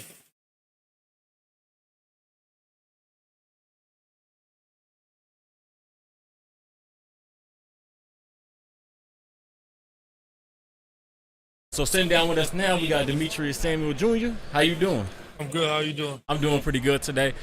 So I always start out, first question is, what made you fall in love with the game of football? It's just when I was a kid, playing it my whole life. I was 4. First, I got the ball put in my hand. I kind of just grew towards it. Yeah. So I see you, listed as a DB and wide receiver. Was it other positions that you played when you were coming up in football? Did you play quarterback? Did you running back? I played running back. I played a little bit of quarterback, but when I played quarterback, I was playing I was running the ball. I can't really throw. Okay. Yeah, I played a little bit of linebacker, safety. Only thing I really ain't played is O-line and D-line. Yeah. I'm surprised they did at least try something now right there. Hey, this guy's very talented. Let's throw him on the offensive line just because. But it makes sense. No, I mean, why would we do that with a person that talented? So what made you decide to play DB and wide receiver going to get to the next level? Really, in high school, I was playing both ways. I was a playmaker on offense. Defense, it wasn't really trying me. Yeah. And as I was getting recruited, coaches was asking, which one do you play? I wanted to play corner, but they was I was good, with the ball in my hands, I could score, I could make plays. So they was why not play both? team started saying that, I just was like, I want to play both. Yeah. What do you consider? Which position do you find more fun? Corner? Is it because like you got a chance to shut down the team's best wide receiver? Yeah, you just talk that talk like Yeah, I'm a swag. You gotta have that corner. Yeah, are you one of the corners where, like, even though the ball fly 15 feet over the wide receiver head, you still gonna talk your trash? It depends. Like if I'm there in coverage, yeah. Yeah. But, like if it's a bad ball, I'm not really there. Unless the receiver really like popping it, then I'm gonna pop it back too. Okay. Man, I was gonna say you still gonna talk anyway. That's the way corners is. So wide receiver, do you talk a lot of trash to wide receiver? Yeah, I do, but it's just like I talk trash regardless either. Or. Yeah. It's just different when you back corner. You consider yourself the best trash talker on the team? Yeah, teammates would tell you that too, though. Is there any other people on the team that compare to you as a trash talker? Yeah, like a couple of our wideouts. We got Maury Hatcher, Tyshawn Russell, Steve and Angeli, our quarterback talk trash. So like, You do? Yeah, he talk trash. Don't let him fool you. Talk. So I want to ask then, do you ever play against them in practice? Yeah, all the time. So who get the best of who? Like in the reps, Yeah. it'll go pretty back and forth. I'm not gonna lie to you. Like we compete a lot. Like some Yeah. days I might have a day like I shut them down. But like some days they'll have a day when they catch him real good and stuff. But like most days, like he'll make plays, I'll make plays, and it go Yeah. really like back and forth. Yep. So how many like do you see like what's the percentage of snaps do you think you'll take at wide receiver and cornerback? Probably 60-40 to be honest. Okay. And have you got any questions about like the concerns of playing both sides of the ball so far? Yeah, I don't think you should. I mean, we see Travis Hunter pull it off. Was any play you grew up watching that like wanted you that made you want to do that as well? 'Cause we seen it a couple times. I don't know if you remember like Jabril Peppers. Yeah, Michigan, I watched he did Charles it. Woodson. My coach like would used to send me Charles Woodson stuff. I like to watch Deion too. Like you can go Deion anywhere. So Yeah. Okay. Game winning touchdown or game winning pick six? Game winning pick six. So That's just different. Game winning pick six is really different. Bro. Like you just booked it for games. Like yeah. oh my gosh. So and then I want to ask, what's some of like your expectations for yourself going into next season, and just your expectation for the team in general as well? Obviously we want to win for the team. Like that's really the big focus. You know? When Yeah. you win, usually a lot of the expectations for yourself gonna come. Like picks gonna come, stops gonna come. Like having a good game gonna come when you win. So like really, that's just the biggest thing on my board. Yep, and I mean the recognition. If you play good, the recognition is going to come as well. Facts. Are there any expectations you have for yourself going into the season? Really just play ball. Really just play with confidence. Yeah.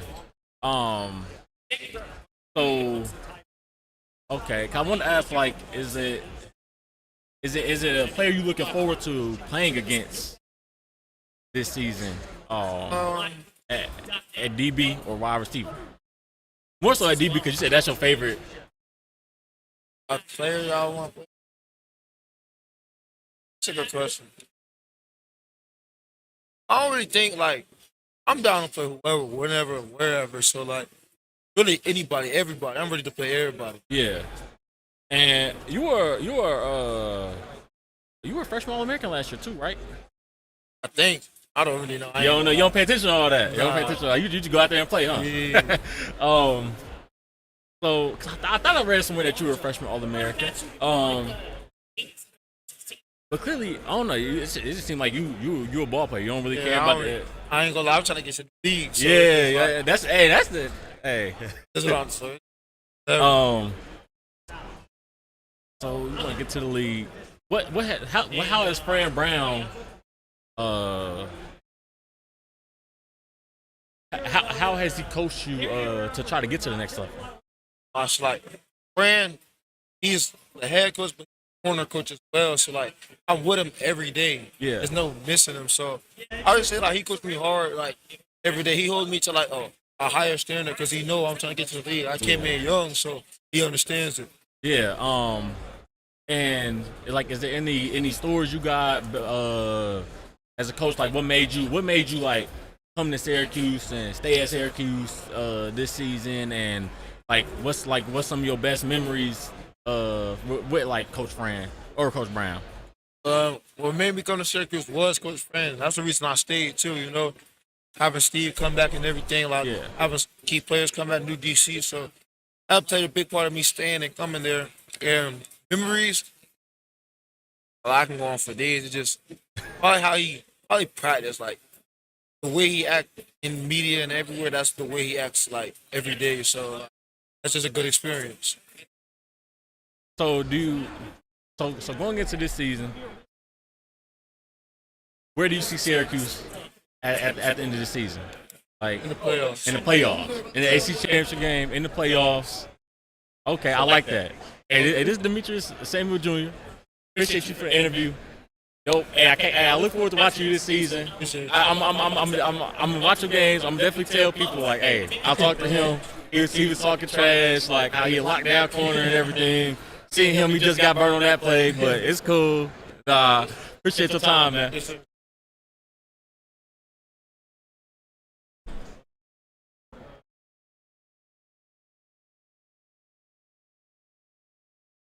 All right. What's going on, man? Hey, what's happening, brother? Hey, nice to meet you, brother. My name is the Governor. That's what everybody call me. We got a big one here. We got Steve and Angeli. I love Syracuse quarterbacks. I love the system you all play in. I happen to be at the game you guys were injured. You got injured at. I just have to tell it from my vantage point before I ask for your vantage point. The sea of orange in that stadium that day, it was crazy. You drove your guys right down the field. You scored a touchdown, kicking onside, hit the ball, and go down and get some more points. And you were having a fantastic season. We saw Cal McCord have an outstanding season in the system. So talk to me about everything that happened that day and what you've learned since then about you and the resolve that you have. Yeah, it's tough, when you go down with a season-ending injury, it makes it tough, really just feel bad. Teammates, fans, really just not so myself. It's really about everyone else, and, it's tough to kind of go down with that injury during that time with the season we're having, but I'm really just looking forward to getting back out there this year and kind of picking up where I left off, where this team left off, and being able to go out and win football games. I've learned a lot about myself during this time. It's been a long 9-10 months, being able to kind of sit back and really kind of just take a second to kind of see who you are, look in the mirror and really kind of figure out, what matters to you, what really means the most in your life, a lot of prayer, just a lot of different things that I've been able to kind of go through. And I couldn't be more thankful for that time, honestly, because it allowed me to kind of realize things that I maybe wouldn't have realized before. So I know you were rehabbing for winter workouts, spring camp, gearing up for fall camp.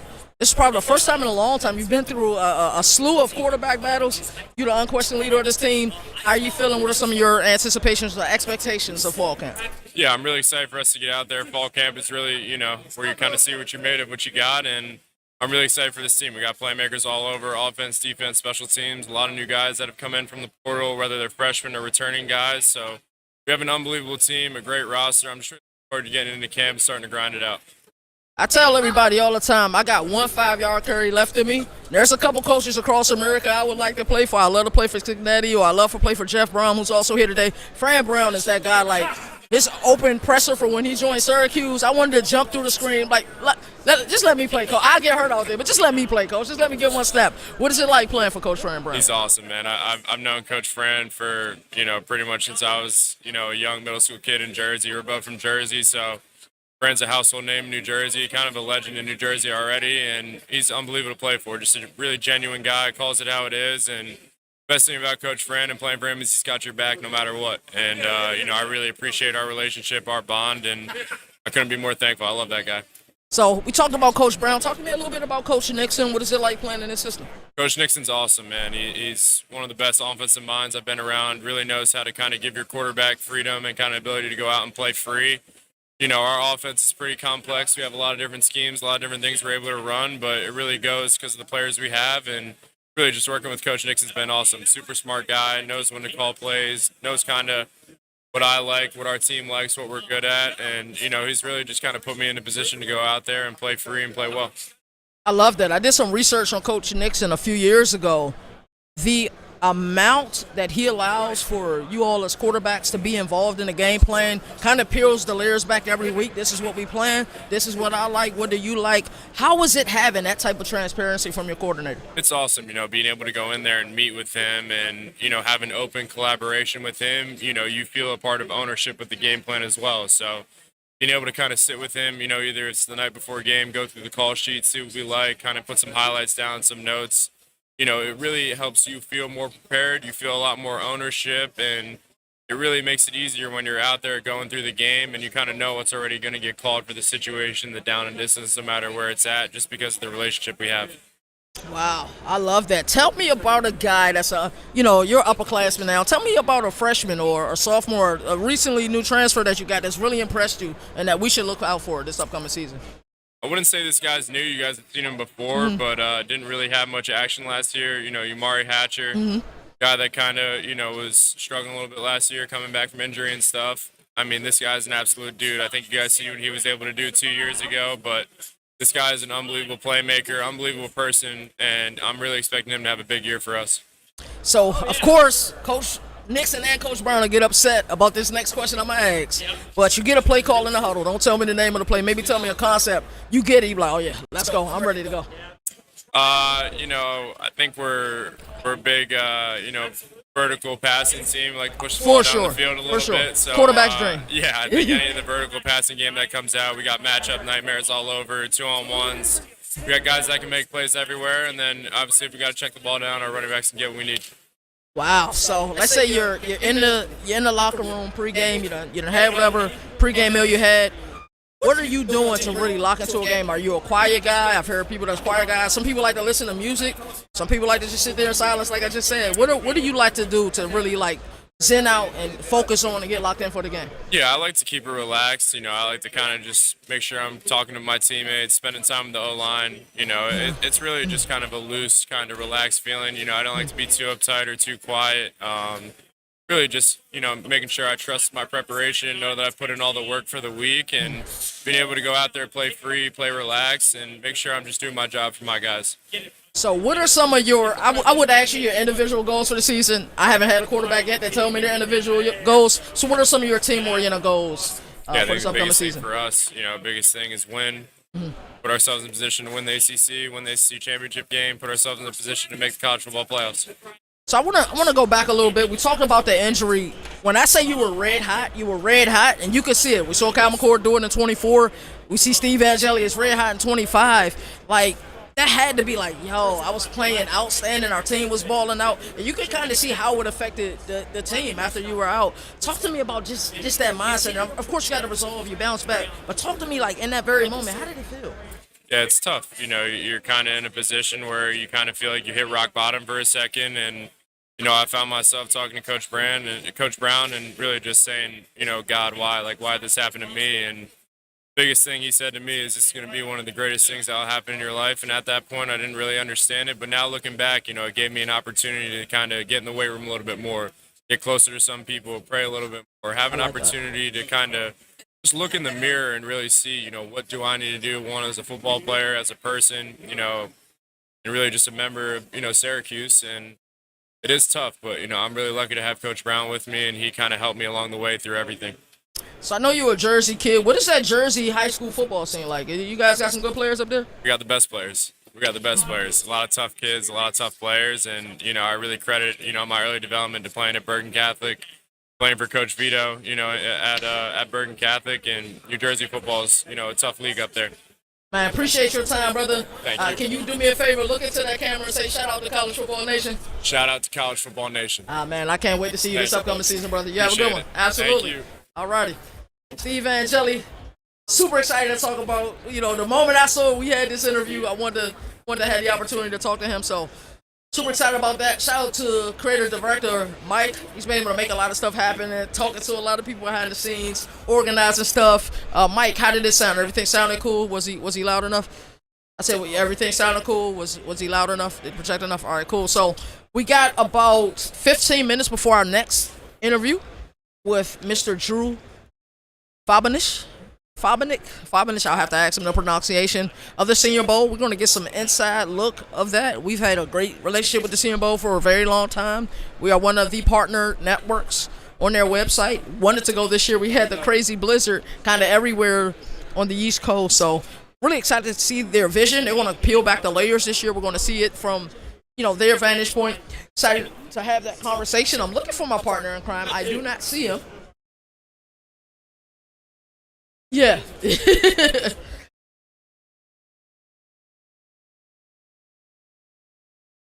So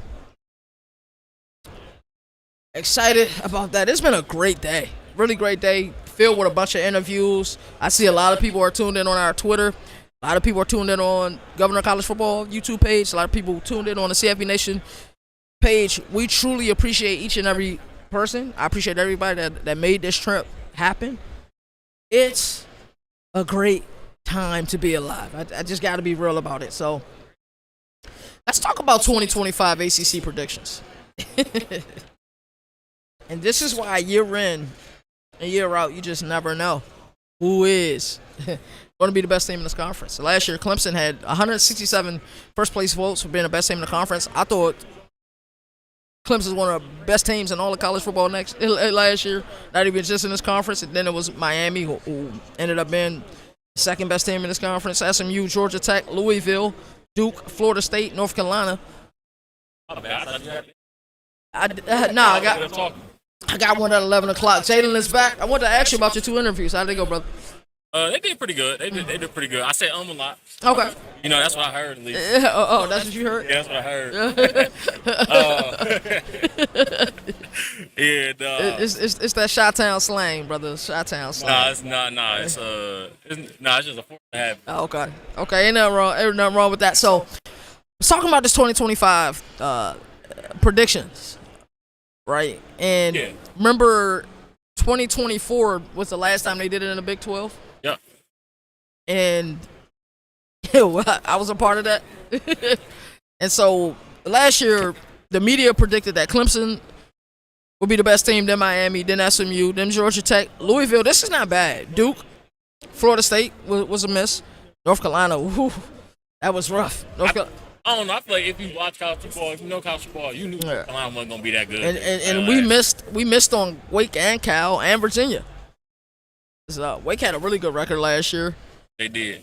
I ain't going to say I was high on Wake Forest, but I was high on Robbie Ashford. I wanted him to be successful and everything. Yeah. So I was high on Wake Forest after media days, after you all had to sit down and you guys talked to him, and everybody was just talking about how Coach Jake Dickert, like how much energy he pours into the team. Yeah, I was really excited about that. I really want them to win. Talking like DeMond Claiborne and everything, I was like, oh man, I really want them to win now and everything. So I had a great conversation with Steve Angeli, just talking football, bro, and I'm so happy he's back. And we were just talking about it. He was very honest. He's very candid saying how, why did this happen to me? Because he was having, 10 touchdowns, 2 interceptions. I think he was leading the nation in passing yards at the time that happened. And we saw that the year before, Kyle McCord did lead the nation in passing yards the year before. So Jeff Nixon has a very quarterback-friendly system. And we also discussed how, he peels back the layers. I had read this on him a couple of years ago when I was doing some research on him. And that, every week, the quarterback gets an input to what's going to go in the game plan. So I think that's really outstanding. So we're about 11 minutes away from our next interview. Senior Bowl director, Drew Fabianich. Really excited to talk down. I have a candid conversation with him. How do you feel? You probably feel marvelous, man. No more interviews for the rest of the day. How you feeling, brother? You probably ready to go get some grub, but I went over there. It was like, no, you're not done. No, you're not done.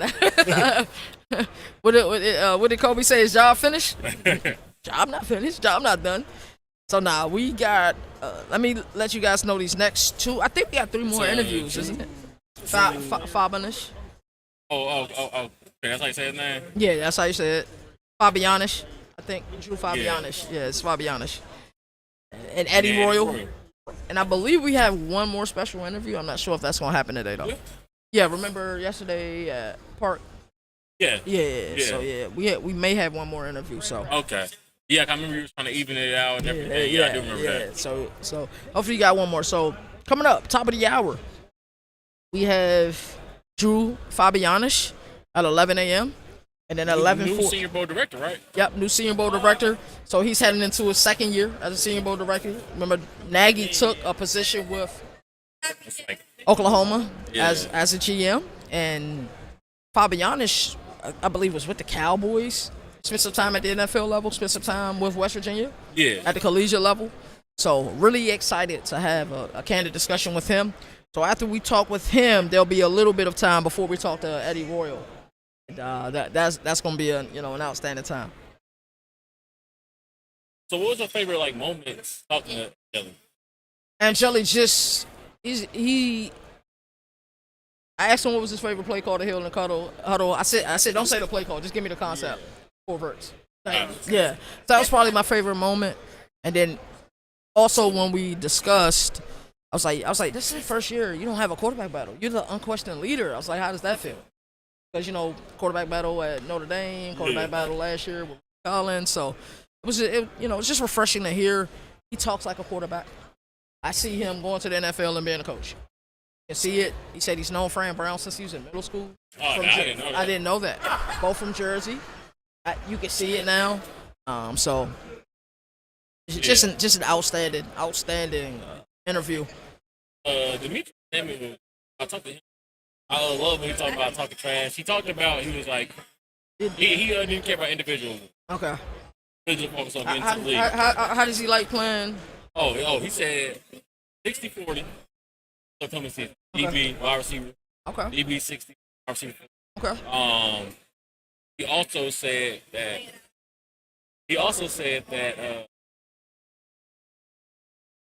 the best trash talker on the team. Really? Yeah. Really? I asked him what some of his actions that he was looking for this upcoming season. He said, "I have to go out." Hey, that got me ready. He don't really pay attention. He don't really pay attention to all that other stuff. And basically, from what I got from him, he should go out there and ball. He don't care about individual awards. He focuses on getting to the league. I asked him like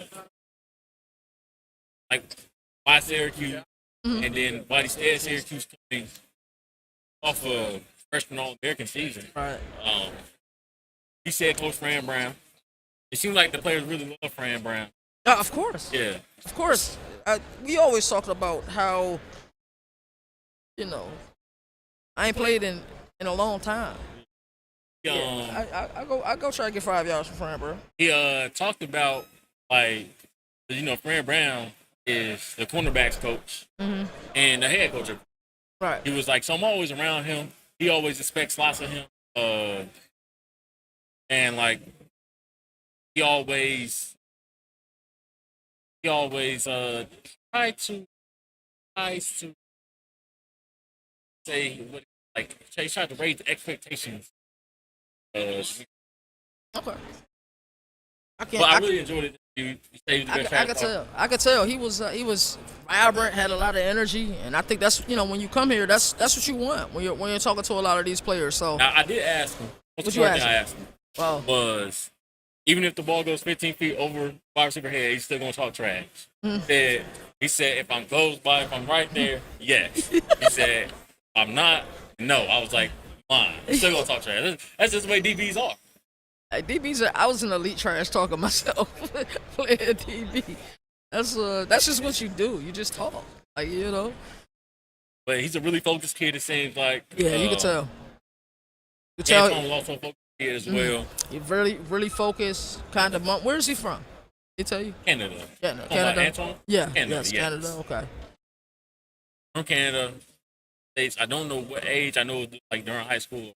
Right. Yeah, he said he was right in before high Georgia, school. if I'm not mistaken. Yeah, Okay, yeah. that's interesting. So we are here live at ACC Media Days. Shout out to everybody that's watching this. I see that we have a lot of viewership because we're streaming this on various networks.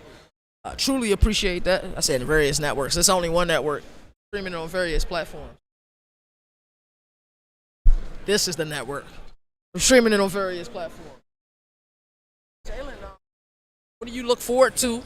About to have a little break. Not long, because you got to come back and talk to me before we get Eddie Royal. So, what do you plan on doing during that time? You gonna go to breakout rooms? You gonna go to chow? You gonna go to the? Yeah. I go eat.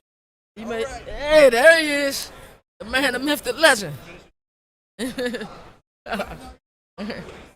So, I can't believe we got a Dabo clip.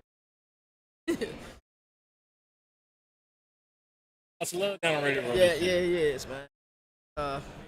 Interesting. we'll get the laugh about that later. Hold it down. I'm going to thank Mr. Tyler for sending us all as players. Okay. Yeah, so KT talked about Steve Angeli. He talked about how Steve Angeli was very honest and truthful about last season, about the injury and everything, which is really important. I want to get to this season. I mean, I have high expectations for Steve Angeli. I have high expectations for Syracuse. Really good quarterback before he got injured last year. He was one of the better quarterbacks in the ACC last year before he got injured.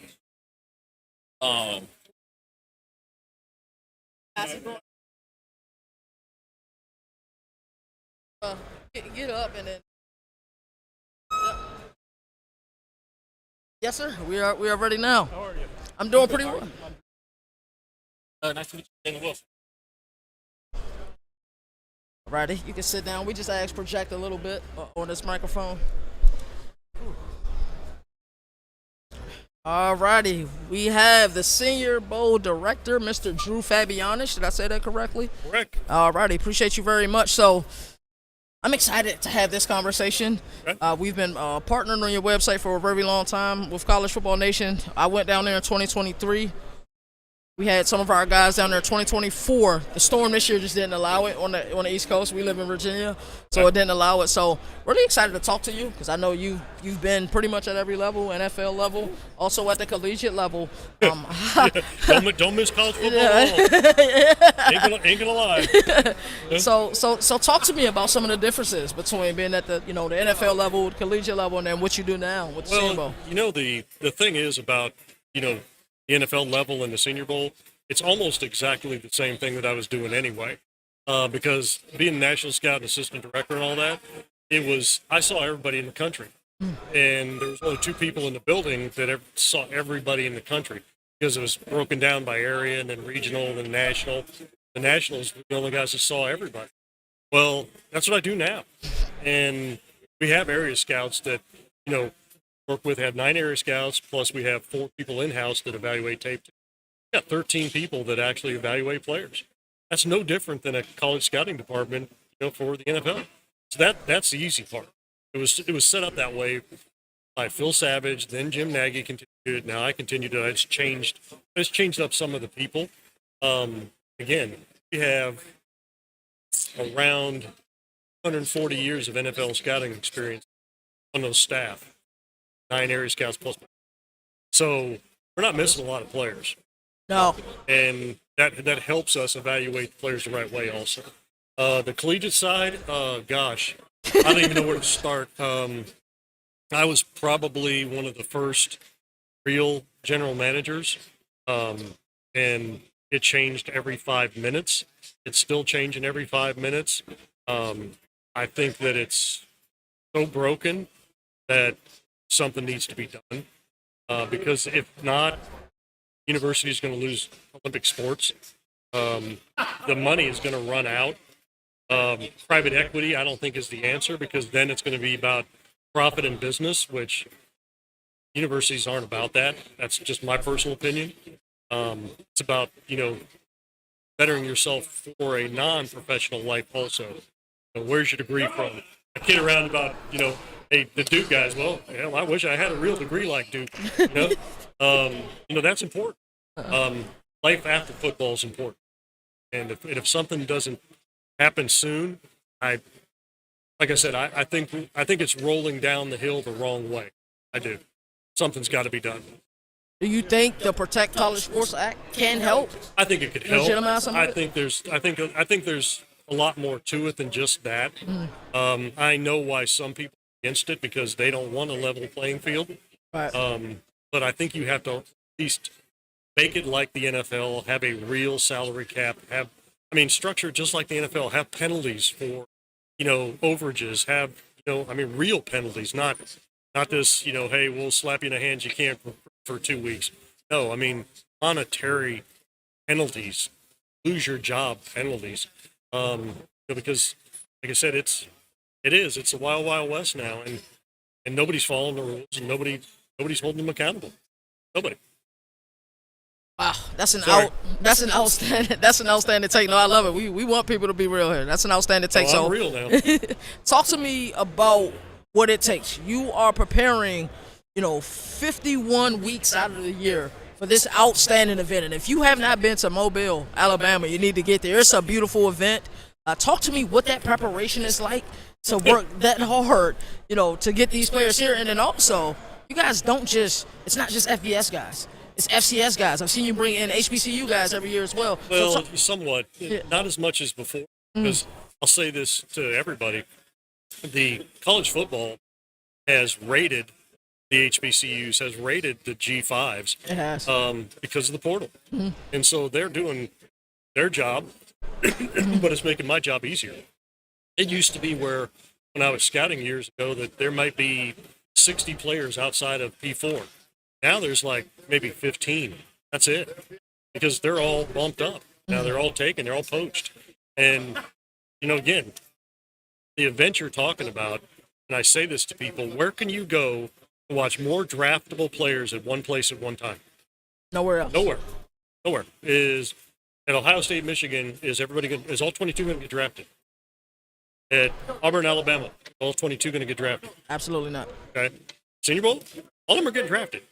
91 of them got drafted this year. 100% of them got chances at minicamp or are in camps right now. So, and the ticket's very inexpensive. Parking's very inexpensive. You could bring your family for less than $300, to the game. Less. I'm talking probably have concessions for that too. So, and where can you go? Like I said, and practices are open to the public.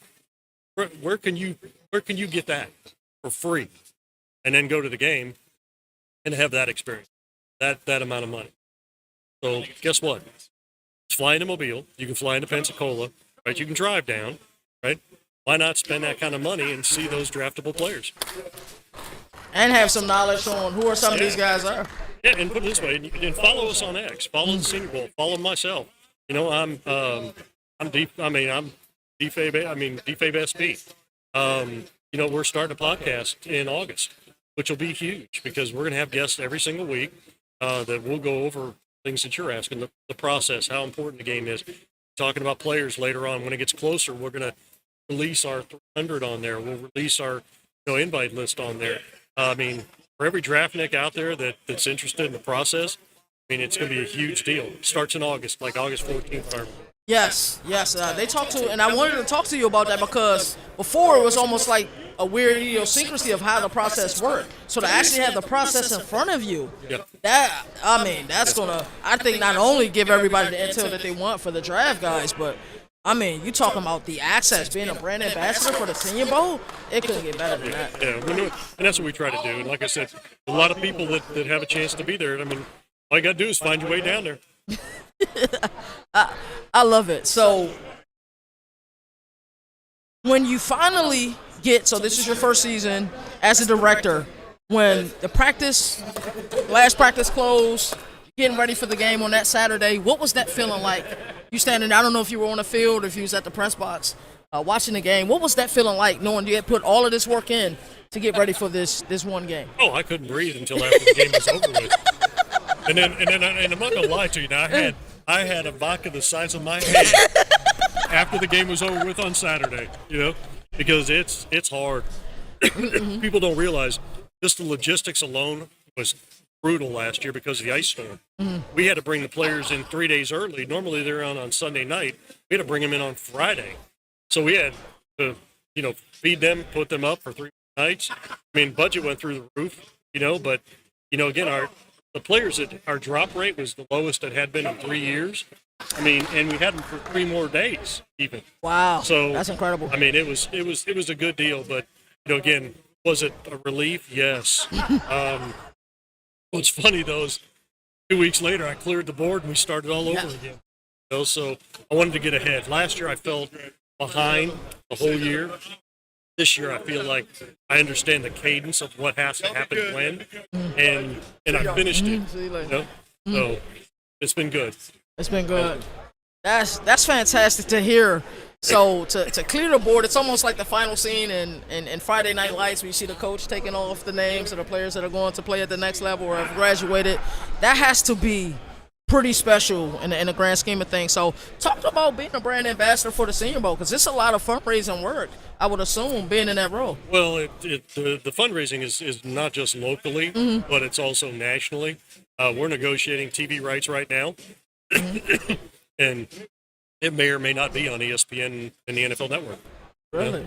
It may be on another network. Like I said, we're in negotiations right now with 3 or 4 different people. We're also in discussions about practice sponsorships, different corporate companies, national companies. The podcast is, we're going to have title sponsors for that too. It costs a lot of money to put this game on, and you have to fundraise, you have to go out and you have to build a foundation around what this game costs, because if you don't, you can't put it on. And if you hadn't been, it's well put on. It is a clean product. It's a wonderful product, and I kid around about the people in town. Is it a game with a cocktail party or a cocktail party with a game? And they say a little bit of both. So, I mean, it is. It's a great tailgating process. It's big to the town. The city supports it incredibly well. I got a great team. I mean, got 9 full-time people. Got over 300 quote committee members that are volunteers that help out. Community's been fabulous. I mean, Mobile's a wonderful place to have this, and it's supported the game so long. I mean, I think it's the 78th game. Wow. So there's not many All-Star games that can say it's been in place not even 4 years, but say 78 years. I mean, that's huge, And again, premier All-Star game always has been, always will be. I agree with that 1,000%. Who was someone at last year's event that really impressed you? You see them put the work in during practice, probably helped their draft stock really well. Well, we had 15. I picked out 15 of the biggest gainers, and I have access to their grades from other teams, before they come in. Right. And then where they end up going. Well, we had 15 players that I said, these guys increased their value the most from where they were projected to where they went from the game, because they didn't play in another game. That help boost enough, stock. Right. Out of those 15 players, difference in 4 contracts on those 15 players was $86 million. Astonishing. Chris Johnson made $13 million difference in his, because he was rated as a 4th and the 1st. Keelan Rudd was rated a 3rd. He went in the 1st. Caleb Banks, 3rd, and went in the 1st. I mean, that's how important the game can be to these players. And when they see that, I mean, if agents aren't smart enough to figure out that's 3% that they could have, well, then they're not smart enough to put the players in. Or they're say, oh, well, he doesn't need to play in the game. Yeah, they do. Because the league wants you to go through that process. It does.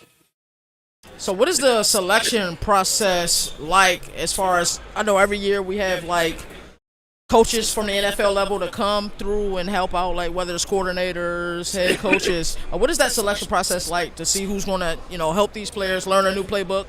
It goes through the league, and it's an accelerator program. It's younger coaches coaching up. This year we're going to have full staffs just because we're so tight on the window from the end of the season to our game because of Mardi Gras. So we're going to go back to the full staffs. And the league will pick those 2 teams. Normally it's the 2 last place teams get the advantage of coaching in the game because you get to know the players better. So that's how it's going this year. That's the selection process. So Senior Bowl week for us is evergreen content. We're there, we're live, we get to go live just like we're live right now and talk about players that really impress us day to day. But from your vantage point, it's really different. You're constantly talking to teams, constantly talking to your partners. What is that week like for you? Well, again, I don't get to watch a lot of practice, right? Because a lot of these head coaches are coming down.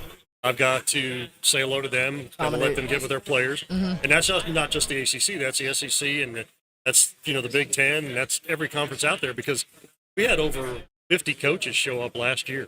Wow! and NFL coaches, come down and they're on the field too. Again, I'm doing interviews for NFL Network, ESPN, Sirius Radio. I mean, all the partners that are involved in our broadcast. Do I get to sit back and relax? No. Is it really important to get all those people together? Yes. And to see all those coaches, on our X, to see it on our content. Now, going to be able to see it on our podcast. Yep. I mean, what kind of recruiting tool can you not use? I mean, we had every Miami player committed. And they were coming until they played in the national championship game. Yep. And then they were like, well, 3 of them were hurt, or I didn't want them to play. And then 2 of them were beat up so bad that they went 27 straight weeks. And then 2 still played in the game. That's incredible. And you want to talk about Warriors. I mean, but that's a great recruiting tool. I mean, you don't think that, Mario's going to say, hey, we had 8 guys that were invited to the Senior Bowl. Well, yeah, that's a great recruiting tool. Georgia Tech, Keelan Rutledge went from 3rd to a 1st-round pick because of the Senior Bowl. I mean, and they have access to me. This is a relationship, business too. All these coaches have my number. All of them I've talked to. And they might say, hey, this guy, kind of blew it up over the last 6 weeks. And maybe my area scouts didn't see, because we can't see everything. Right. But now I go back and I watch those guys and I say, well, hey, he did play well enough to get an invite. Or he didn't play well enough, coach. He's 6 guys out. If 6 guys go down or 6 guys decide not to play, then he'd be an invite. That's how this works. This is about relationships. That's why I'm here. Relationships with coaches and relationships with the players. Now, I'm not recruiting players, because, again, they know that Senior Bowl is the most. Absolutely. It's about them putting a face with a name when I talk to them later and say, hey, looking forward to having you, letting them know I'm watching. Okay? Who's some players in the ACC, maybe here or did not show up here, that you were really impressed with? You may keep your eye on this upcoming year. Well, I mean, I just finished the I think it's Hazley, the tight end from Duke. One of my favorite tight ends. Rawls, the corner from Florida State, one of my favorite corners. Copeland, 3 technique from Virginia Tech. Watched him last year, thought he was coming out. Like his game. There's a lot of them here. I wish I could remember all by name. Right. You deal with so many names. Lubin from Louisville. Love his tape, too. I mean, there's a lot of them. I like Louisville a lot. Yeah. I mean, again, I've got eyes on all of them. I already met all of them. I mean, I've already evaluated them. Just put it this way, I'm not going to come down and talk to them unless I'm watching. Right. So I did before I came here, just like I already did all the SEC guys, because I'm rolling from here into SEC Media Days next week. I want to be able to talk to them if they got questions. Like Deuce Robinson asked me, he said, what do I need to work on? I said, you need to work on your hip flexibility because you're not great in and out of your routes. Wow. I said, because you're a large, long man. Yeah, I said, you got to open up your hips. I guess you got to do Pilates. You got to do yoga. He's like, funny, I just started doing Pilates. Like, so there we go. So what you were telling him, some of it he was already starting to do. Yeah. So I got one final question for you. One of my favorite events in the Senior Bowl, when you start to get some of these real player heights, because we know that some of these schools and these players boost their heights. What is that like when you see a player? You may even can eye it in person before they even step on the scale and they get measured for their height. What is that like, seeing some players? I don't want you to mention any players, of course, but seeing them like, wow, you're not your listed height. What is that like?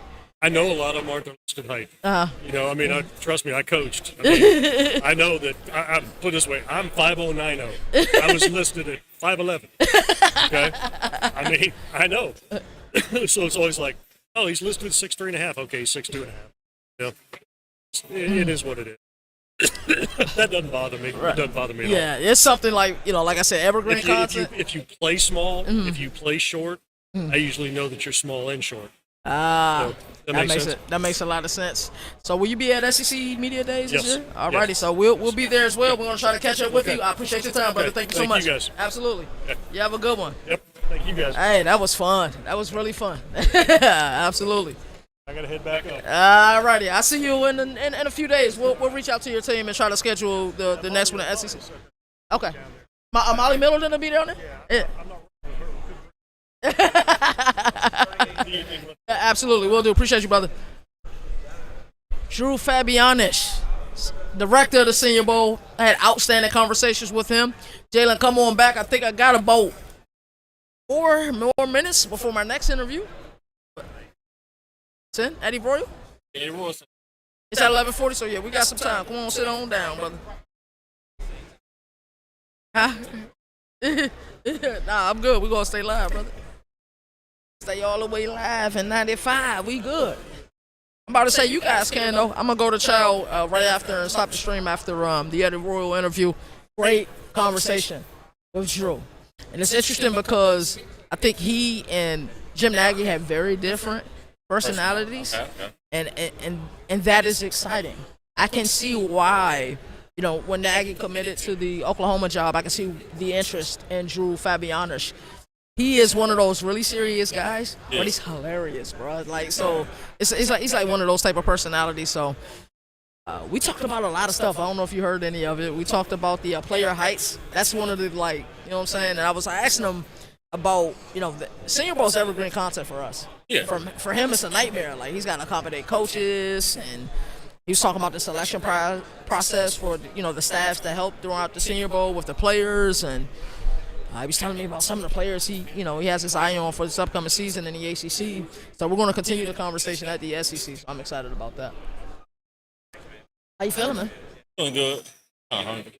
Kind of hungry? Yeah. You ready to go to Chow? Wish I got breakfast. Hey, man, I heard that. That is exciting. What's you looking forward to in the Eddie Royal interview?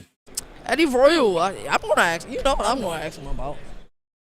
That night when he torched D'Angelo Hall. That's what I'm going to ask him about. And then just talk to him about, the differences in, playing the game versus now, being an analyst and talking the game. So I'm excited about that.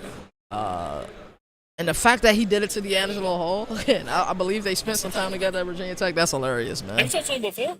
No, I haven't. It's my first time. Well, I've talked to him in passing at one of the ACC media days. I said, why you do D-Hall like that? He's like, I had to, man. Yeah, maybe give you like the backstory. Like, I need the backstory, maybe yeah. D'Angelo Hall's off the track, because we know D'Angelo Hall is a trash talker. Uh-huh. You also know him get cooked for being trash talker. Yeah. That's DeAndre Hopkins, but yeah. So funny. The only story I know about D'Angelo Hall is DeAndre Hopkins and when he picked off Jay Cutler like 4 times in the game. That is hilarious, man. But so what was some of your favorite answers from the Drew interview? To me, it was like he revealed something I don't think nobody knew. What? And it got revealed here. He said that the Senior Bowl may not be on ESPN and NFL Network next year. He said we're looking for a new partner right now. Maybe it could be CFP. He could be the brand. It can be. Maybe it can be the brand. So that was just pretty cool. That he announced that here, man. It was good. It was cool because you could tell he's excited to be here. He's like looking at himself in the camera like that. That's pretty cool. Like live. Yeah. So that live element is cool. But like I say, I love talking to all sorts of people. Like, to me, he got like type of humor I like. I have that type of humor, like real dry humor. It's sneaky. You better keep up because you might miss something. You know what I'm saying? Like how you was clowning me about 2K yesterday. Like, you just gotta keep up, bro. That wasn't no humor. That wasn't humor. It's all good, all bro. humor was me and Mike. Yeah. Y'all had y'all a laugh. But y'all gonna see when we get back and I'm on that game and I get my 5 versus y'all 5, and it's gonna be bad. Oh, that's what y'all gonna see. Yeah, shout out to people in the chat. Shout out Moon. I seen them. Hey, is that Mr. Wells? My God, how's it going, brother? Hey, doing pretty well, man. Yeah, shout out to people in the chat. I seen Moon comment. Travis Shuttleworth. Got the guy behind us. Mr. Franklin. Yes, Frank. Yeah. So, what were we talking about? I was talking about people in the chat. Yeah. You said people in chat? Yeah. It was just Moon, Travis Shuttlesworth. D-Now was in there earlier. Okay, that's what's up, man.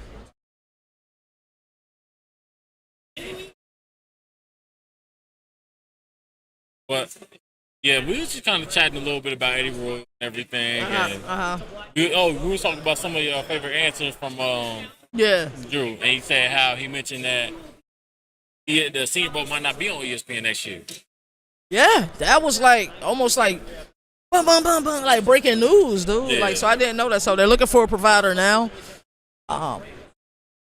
It wouldn't be surprising if they figured that out, but I could see Fox being a huge player here for sure. Cause NBC also. oh might yeah, be. NBC could be a huge player as well. So it'll be exciting to see where they end up with that. You know, NBC trying to get back to the whole. I mean, they've been in the sports thing, but you know they got the NBA now. They might look at Fox maybe. I don't know. It would make sense for Fox. They already do college football stuff. They already do NFL stuff. It kind of would make sense. Although I don't know how much. They don't do many sports stuff around that time. By that time, they're kind of done. Yeah, right? they're college basketball, right? Oh, yep. Yeah. So yeah, I think they're college basketball around that time period. So.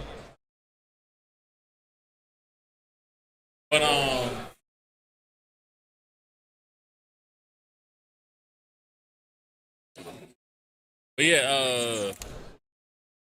Did he say anything else to you that was very interesting? Everything he said to me was interesting. He said that he's so glad he's out of college football. He said it was a mess then and it's a mess now. But he said, That's true. That's true. yeah, kind of what you were saying earlier, Yeah. right? So it was something really paramount he had said. Because I asked him, I was like, "Do you think to protect college sports act will help?" He said, "It'll help." He said what? He said it'll help, but it's not the end all be all. Okay. You know. And he said we need other things. He said because some of these teams are running out of money. Yeah. And he called it the Wild Wild West. It's something that we call it all the time. So I think we're in a moment where we're so close. We're so close to it being that golden era that Joel Klatt talks about all the time, but yet so far away until we get some of this stuff buttoned up. And it's not the game in the fall. That's the thing I think people need to truly understand. Like, it's still beautiful in the fall. It's just after that, once we start talking about portal, I learned more about lawyer stuff and court stuff this year than I ever have. I Covering get the tired of all that. game. I get tired of seeing all that lawyer and court stuff. Cause the whole Swordsby stuff got tired. I'm like, bro, I'm sick. Granted, a temporary injunction. How many Yeah. times did we see that? Trinidad Shambliss. Yeah. We saw it with Brendan Swordsby.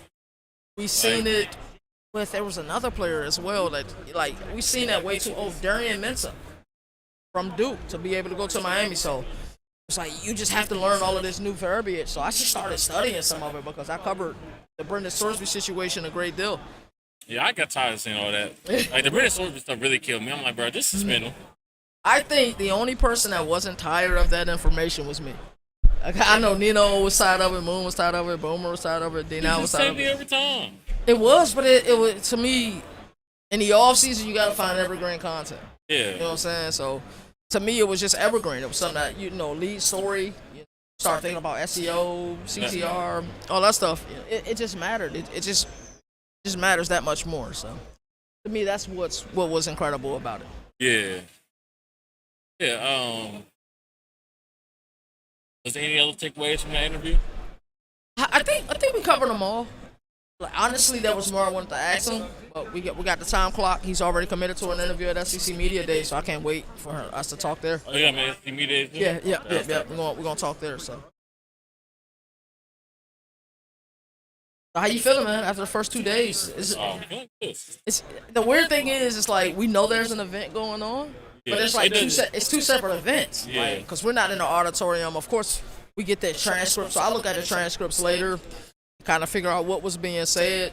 Yeah. There were definitely some teams I wanted to meet with, especially like in a breakout room, but not sure that'll happen because we've been live we're heading into our third hour of being live, so it's been a great time, fun time, outstanding show. What's been your favorite moment though? Like your favorite individual moment? Was it? He's a conversationalist. Yeah, he definitely is. Talks with a great deal of authority, but I think the He does. military kind of Yeah, allows you to be that he way. kind of talked about. Cause I asked him like, how did the military kind of prepare him to step in the position that he is now and everything? And he kind of mentioned like, responsibility. I think he said discipline, other things like that that taught him and stuff like that. But yeah, Tom Luganville was also a great interview. I wish I got to talk to him a little more. He's a kindred spirit. Yeah. I like Tom Luganville. Those are my favorite moments. I wonder what's up tomorrow with North Carolina. I want to see Belichick again. I'm not as pressed as I was last year. I already saw him. Looking at tomorrow's schedule, He's gonna be there at 2. We have some early ones, and then we have a late one. I'll get the late one. You have the two earlier ones, if I'm not mistaken. 'Cause I gotta leave. Yeah, you got to leave. So tomorrow we'll actually spend more time on the go. But I'm going to see if we can get a mobile setup or a wireless setup where we can go live from the phone and use the wireless mics, because we'll spend more time in the breakouts and in the auditorium tomorrow. So I'm excited for that. Day 2, nothing may beat this at the ACC, but not even last year. Like we've interviewed so many guys. There was one day last year we interviewed, like, I think, was it all the Wake players and all the Cal players? That was the second day. That was, yeah. So day 2 is like peak for ACC media days for sure. So one last interview left, maybe 2. I'm excited to meet with Eddie Royal. We will meet with him within the next 15 minutes. Excited just to have ball talk with him. I'm gonna talk to the football player, but then I want to talk to the analyst. I want to see how he feels about some of these teams and give him a couple of those questions I like to ask, man. Wait. Let me ask you about. Yeah. Excellent. So how do you feel about Tech going? You want to know? No, that don't matter. That don't matter. Yeah. So yeah, you're crazy. 75. Like down here now. But. 76. So I'm excited. The optimism is real. Yep. To me, and it's not because he's right there, but to me it was. Oh no, you have talked good about Virginia. We were high on the hire whenever he got hired. Right. So to me it was the immediate buy-in from everybody. They used the board to find their coach. They found their guy. He did the most important thing, which was retaining Brent Pry as his defensive coordinator, because they had Magic up there in Happy Valley at Penn State. Yep. So, did that. Then the AD search. Very vocal in the AD search. He said, hey, I want a guy that's football-oriented. You know? And said it a multitude of times. And they get their guy. He is football-oriented. So, the buy-in in a place that hasn't been plentiful as it pertains to resources. Yeah. Get the AD. Get a coach. Now you have a reason to believe. This is a team that lost a little brother, Old Dominion, a season ago. You know? So I think that chip on his shoulder, I think he's going to carry that with him. And I expect great things from them this upcoming season. Now, what does that look like in a record? I'm not sure. Because the ACC is the unknown. We just went over the predictions that we had last year versus what the reality was. We hit on some of them, but we didn't hit on a lot of them. When I say we, not us, but I'm just talking about as a whole. When we did a prediction, so I'm excited. Are there teams in the conference I like as far as roster construction better than them? Yes. There's just some things I would like to see from them, but I'm a Hokie fan, so it's different. You know what I'm saying? Like, you got to come down to a game. He was like, I don't remember, was it Dave Epstein who was your favorite team? Like, tough visions. Like, I'm like, you didn't know that? No. I'll talk about it. I'll talk about it much. Yeah. I assume like Nebraska, Miami. Miami? I'm not a Miami fan. I hate Miami, bro. You were bigging them up last season. I mean, college football, if you play well, I'm going to big you up. Some people probably assume Indiana, too. Nah, you play well, I'm going to big you up, bro. I knew you're not NBA fan. Nah. That's the Hokies. Yeah, I would thought like Nebraska. When you go to a game, you'll see why. Because even in the past, the fake sellout stadium? Yeah. Yeah. But, I mean, even in the past, you always talk good. Well, as an adolescent, as a kid it was. But, I'm in media now. I'm in VA now. So it's definitely the Hokies, man. Yeah, okay. You gotta see Enter Sandman once. I saw Enter Sandman and Sandstorm the same game. Imagine what is? Okay. Nah, which one? Enter Sandman. You know they kind of formulated a miniature earthquake out there, right? I know. Just saying, but what's your opinion on Tech? Reason why they got a new coach though. They have won a record. Yeah. I don't care about traditions if you're not new. Traditions matter. I was gonna always be, that 9-3 team because of Kirk Ferentz. But the wave matters. Yeah. Some traditions I care about. Jump around. Wisconsin has been awful, but at the end of the third quarter, I want to see jump around. I don't. I don't. Ah man, this guy needs help, brother. You're losing. What's the jump around for? What's the jump around for? You losing? I feel you, brother, but that's crazy. That is insane, bro. That is insane, man. Like into the same. What's in the same, man? Dude, so when you there, I've had 2 moments as media where No, it is pretty cool. I have watched it live. It is pretty it's cool. different when you there. So I don't do drugs, right? Yeah, you told me this over before. I'm gonna tell you again because you gotta understand it. But you not there, bro. You there, but you not there. Yeah. Because what's gonna happen is your soul gonna leave your body, bro. And then you gotta, you know what I'm saying? Like that's how it is. Clemson was the only other one. But Yeah. I'm telling you. Was Clemson when they walked down at the Rock? Is that what you're talking about? Nah, it was me and Moon had got to the game. It was the day we went to 3 games in one day. And normally when you go to a game, you see a sea of the team's colors, right? And then you see patches of the other team. It was all orange, bro. Like, you know what I'm saying? Like orange and white or orange and blue for Syracuse. So, like that's what it was like. So, like those been the only 2 moments. Every other game I've been fine, but like there's some game day environments. Like Bridgeforth Stadium, JMU, crazy environment, bro. They throwing out the little drinks on the field when they score a touchdown. But I'm just talking about like where I'm stuck. Like Moon had to call me, bro. He's like, yo, snap out of it. Like, you know what I'm saying? Like the Virginia Tech one, I told you the story. I'm gonna tell them the story again because they know the story. Like one of the local Tech video guys was like, man, welcome to Virginia. And he snapped me on the shoulder, and then that's when I snapped back out of it, bro. Yeah. Like, that's the only way I can explain it, bro. Like it's especially at nighttime. Yeah, I don't like traditions that look better at nighttime than at daytime. I feel That's like, fair. That's fair. Like, cause then I feel like I hate when they try to do the whiteout It always and it's in the daytime. It looks ugly to me. that whiteout game was crazy last year, though. I will say that. Or Ohio State tried to do the red out thing. Uh-huh. First of all, Ohio State Stadium, they got one of the ugliest stadiums in America. What's your beef with Ohio State, bro? That stupid pole behind the field goal thing is so ugly. It's so ugly. Are you upset because they like thrashed y'all last year? Like, what's your beef, bro? No. The stadium was just ugly. All right. And they had no tradition. Their stadium sucks. Their fans suck at the So stadium. all my Ohio State fans, Pops, Travis Shuttlesworth, get him, bro. Like, holla at him, bro. Like, the stadium's ugly. I don't know what to tell you. They don't ugly. Their fans aren't as good as Michigan fans. We're here. What's your favorite traditions in college football? Give me 5. Huh? Favorite traditions in college football? Give me 5. I love the way Uh-huh. Iowa. That's arguably the best one.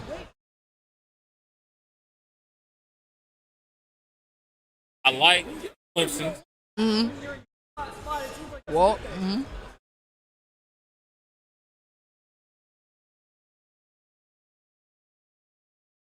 I think it's Into the Sandman is pretty good. Yeah. It's very good. Oh, Florida State, Oh my God. yeah, Florida State. Oh that's, my God. That's actually my favorite one. Oh my. That's why Florida State has to be good, bro. I just remember in the 90s that bone chilling, like Yeah. coming through the television, bro, and Yeah, the Florida State one. yeah. That was always my dad favorite one when I was growing up. Like, he always had me watching football. Florida State was actually good growing up. When I was growing up, and when you were growing up, like, my dad used to have the Florida State games on. He used to, like, man, that's my favorite college football tradition. Like, I'm gonna tell you another great one that I've been a part of. Went to a Navy game in Annapolis. They scored a touchdown. I don't know if they like the freshman cadets run on the field and have to do push-ups. They don't care if you're there. I'm not a big guy, but any stretch of the imagination, bro. Almost got ran over, dog. Like they literally like it's probably like 150 of them yeah. running full speed. And however many touchdowns they got, they doing push-ups. Man. That's a crazy. So tradition. they got 7 touchdowns on the season? Or No, you talking about in during a the game, like points. Like they got, yeah. So let's say let's say 28 scored, points. yeah, they're doing 28 push-ups. Man. But they don't give you a warning. They just the only thing that helped me that the security guy said, "Yo, back up." Yeah, I backed up a little bit, but I ain't back up enough. Yeah, you Bruh. back up. You Yeah, have man, to back up that bro, much. I'm from Leverett. What are you talking about? Oh, yeah, okay, all right, you got it. You know what I'm saying? Like, So, yeah, Florida State probably is number 1 for me. I like it. I like it. You can't be mad at that. Yeah, I love Clemson. Into the Sandman is pretty good. I think it's Penn State's overrated. D210 Sports Network. It's an insider. We can't tell them. They won't know about it, but we know about it. You saw what I was talking about? What? The D210 Sports Network. Oh, okay. Okay. Hey, I didn't see what you was talking about at first. I did see one whenever I was standing over there talking and everything. Yeah. Where did they go to Chow? I'm guessing they did. Okay, we got roughly 5 minutes into our interview with Eddie Royal. Trying to see if I see Amanda. I don't see her. Shout out to Miss Amanda. I do see my guy right here, so I think he's going to be coming up next. Oh, yeah, Eddie Royal's right there. Where's he at? I see him. He's right. He's a couple tables. I don't like pointing. He's a couple tables down to your right. Oh, okay.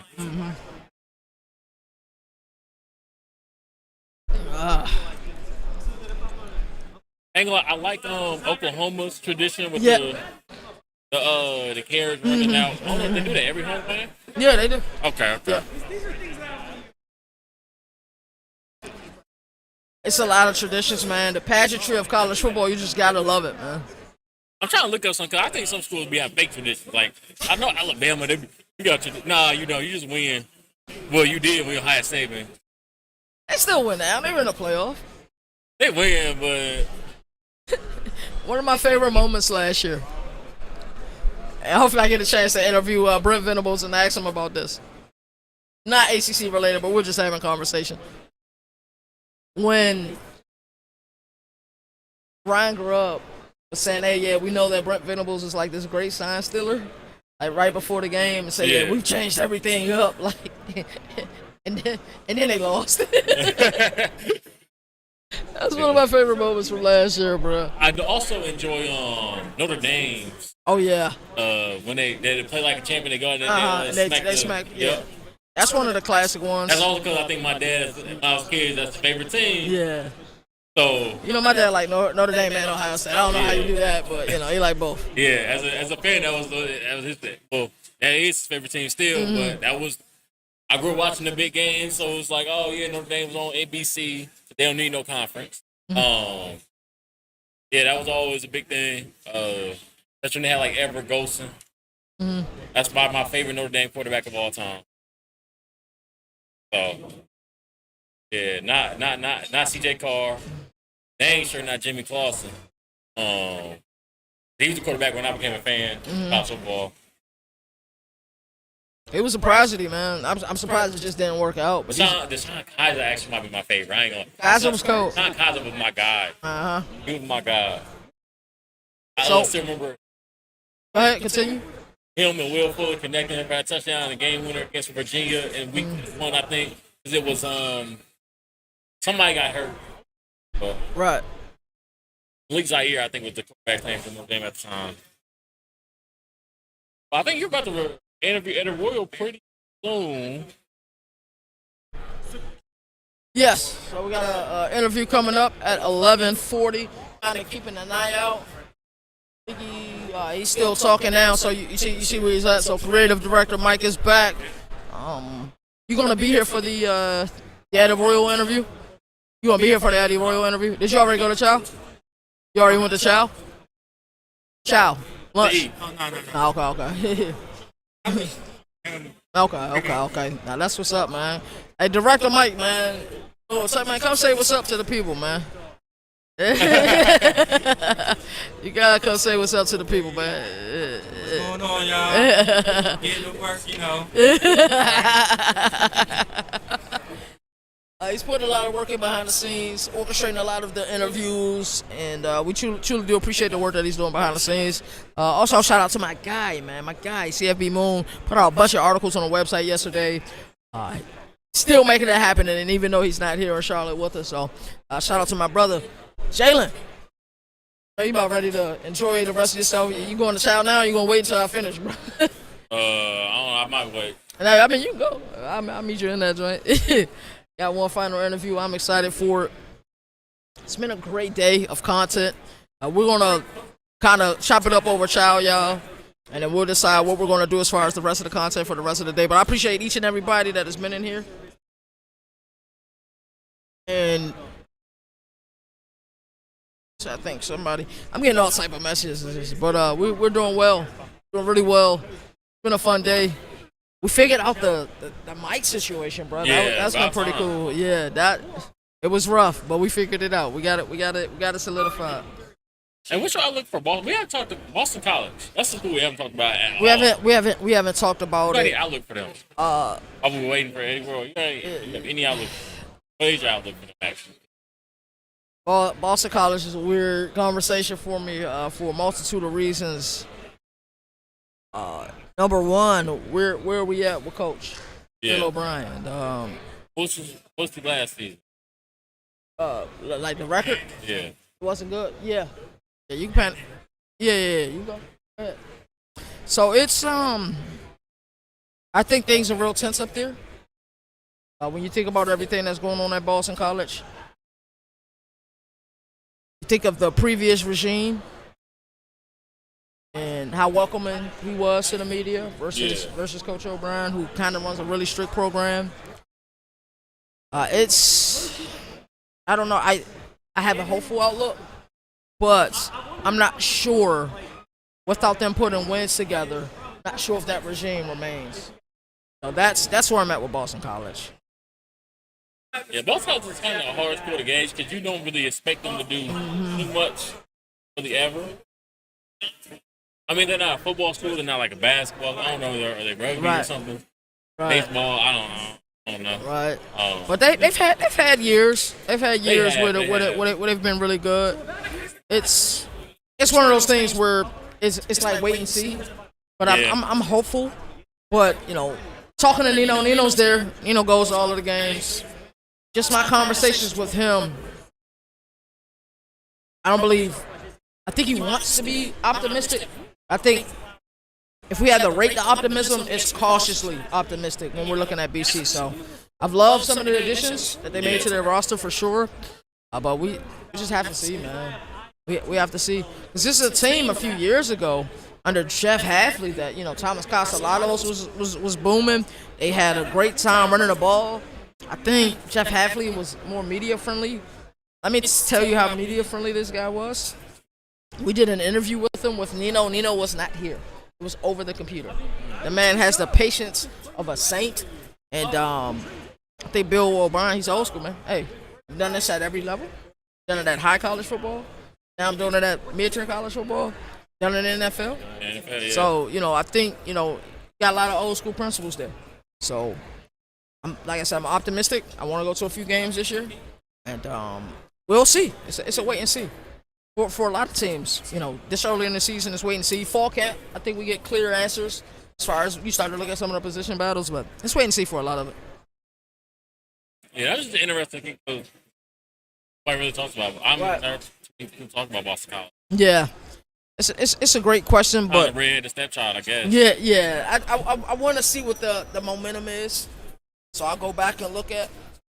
They're hard team to gauge. Like Vanderbilt a couple years ago, we didn't know Vanderbilt was going to be that good. Oh, we didn't. But the belief in Clark Lee was there. The belief in Barton Simmons was there. We just didn't know what they would end up being. So I think every year we get a team to say, okay, I see you.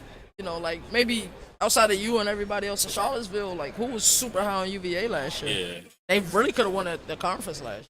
So do you feel like sometimes predicting a team like that to be good in the season, do you feel like it's a confidence thing where you're like, okay, like I see where they can go 8 wins, but you don't really want to just outright say it because you like, it's been too many times where they haven't got there. I think you need a mixture of three things. I'm an Illinois fan, so before Brett Bielema, it was like, man, I want to get 6 wins, 7 wins, but it was Memphis. Even under Brett Bielema at times, it was like it was Memphis Bleak, bro. Yeah, I'm like, we can, but at the same time, I don't know. Yeah, it was certainly Memphis Bleak, and that I think they might be running behind. Yeah, I think they're running behind. So yeah, it was definitely Memphis Bleak. Did he talk to any of you guys? The not Royal, but the guy with him. You didn't? Okay. We might gotta I got you. yeah, we gotta track him down, see if we're still good. If not, then we gotta we gotta find out.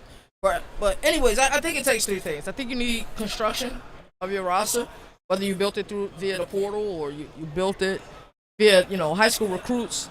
I think you need culture. I think it takes amazing culture when you look at a team. And you need luck. Luck as it pertains to, the ball rolling the right way, or as it pertains to injuries, like staying healthy. Like, I think those are the most important things when you look at a team. So that's why we look at a team and say, wow, it's hard to gauge. Like a team like Stanford, right? New head coach and Tavita Pritchard, right? Yeah. We know that they're making the right moves. Andrew Luck is a GM there, a guy who really believes in Stanford. But how long will we get ROI? You know what I'm saying? A return on the investment. So it's really difficult. That's where I just heard somebody call my name. But it's really difficult to gauge teams. So I'm with you there 100%. Yeah. Was there any more teams you was interested in seeing from that day 2 slate that we got? Because I'm actually Syracuse, Louisville, Virginia Tech. Okay, that's cool. Cool. Ciao. Yeah, do your thing. All right, bet. Do your thing. So I'm about to say, if you want to go to Chow Tail 2 now, you good, bro. Oh, I can you do good. 10 minutes. Appreciate it. I kind of wanted to play Let's do it. I was going to do interview now, or interview later, and maybe wish you could interview again later or something like that. Okay, yeah, let's do it. With David Scottie, Rodgers, and Drew. Great question. I didn't want to start bitch cut because I ain't want to cut any of them. But No. For me, my favorite interview every year is Scottie Rodgers. I can talk to him every year. Not every year, but last year was the first time at Big 12 Media Days. After that, it's just been like, you see it's working. Yeah. So we saw him at Big 12 Media Days. We saw him here, and when he seen us at American, he was like it was like one of those things. Like, okay, I see what y'all doing, and that's why he always says. He says it every interview. Keep grinding. Like, y'all gonna get y'all break. So every year it's him because he's one of the few people where most interviews. I'm gonna be completely transparent with you. I'm so prepared this college football season. I've done the work. I'm live 3 days a week. Just my show alone. You had College Football Showdown, you had Overreaction Monday, and I get invited to a bunch of shows. So I'm live up to about 5 or 6 times a week.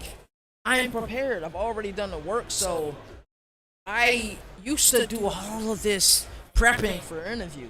Yeah. And to me, that messes me up. Now I want to have great conversations with you on what Scottie Rodgers. I'm not doing no preparation. It's because when I talk to him, talking to an uncle, you know what I'm saying? Like talking to a minister, talking to a pastor, because that's the type of conversations we have. It's gospel every time. So he's such a good conversationalist.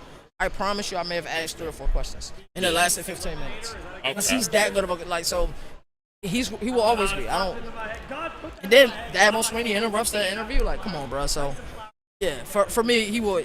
Nobody can ever interview better than him because he get it from a deeper level. Look at us. We look different from everybody else in here. Yeah. So, I think from that perspective, he's rooting for us, and it's genuine. Like, anything hit me up. He said, "Oh yeah, send him the clip." So yeah, I'm gonna send him the clip. So yeah, nothing to be better than him. But everybody we both interviewed yesterday have been outstanding. Mr. Epps, I learned a lot about him.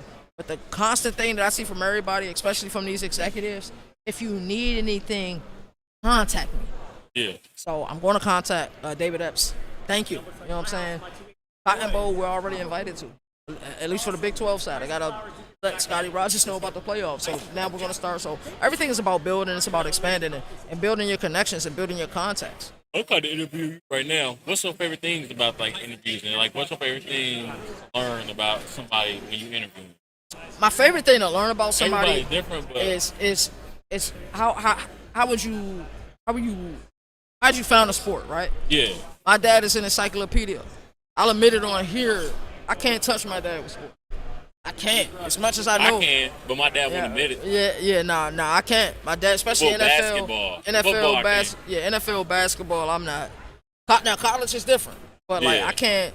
my dad will remember a score or a game, and he'll remember the stats or a key play. My Like, dad be forgetting where his keys is, but I remember one day I said, "Yeah, y'all hired Marcus Freeman as y'all defense coordinator." He was like, "The linebacker at Ohio State." I was like, "My mom was like, man, how you remember that? But you can't remember your keys." Is. So weird. When you think about it, we were born into this. Yeah. Like, we didn't choose it; it chose us.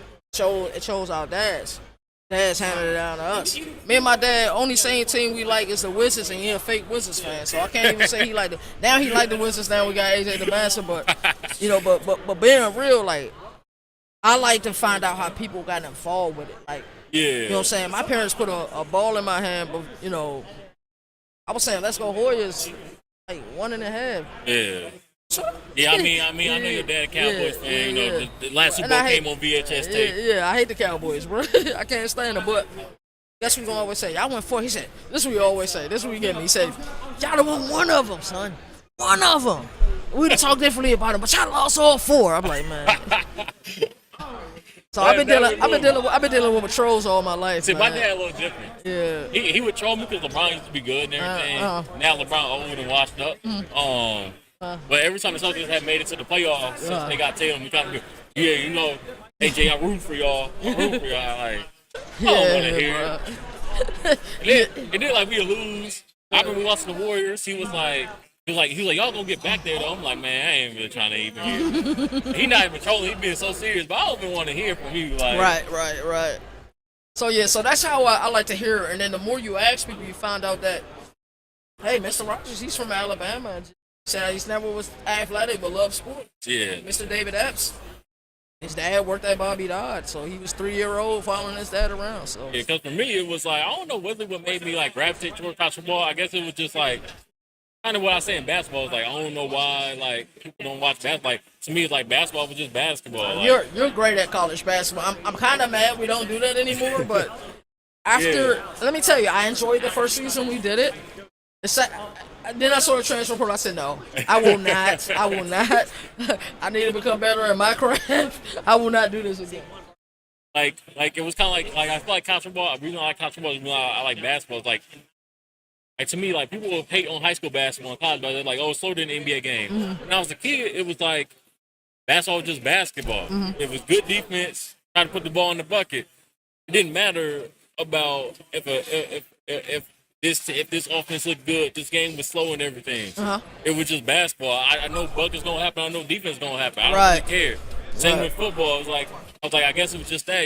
Going to my cousin games when I was little, him playing in we had a thing called JFL, basically just like Pee-wee football and everything. Him playing in 5th grade and 6th grade, and I'm going to games. I'm in 3rd grade, 2nd grade, and everything like that. Following him around, going to his practices, practicing with them and everything. I guess kind of just going outside. I was always small. I was playing with my cousins and everything. Right. So it was always like playing up helps you the most, man. Yeah, and it was always like a thing where, I guess like on Saturdays, like I just became a fan. Like I just remember watching Juice Williams and then Nathan Shieldhouse and Mikael LaShore. There'll never be nobody better than Nathan Shieldhouse, right? No. I don't care what Luke Almar did. I don't care. He won 2 bowl games. Nathan Shieldhouse won 2 bowl games. But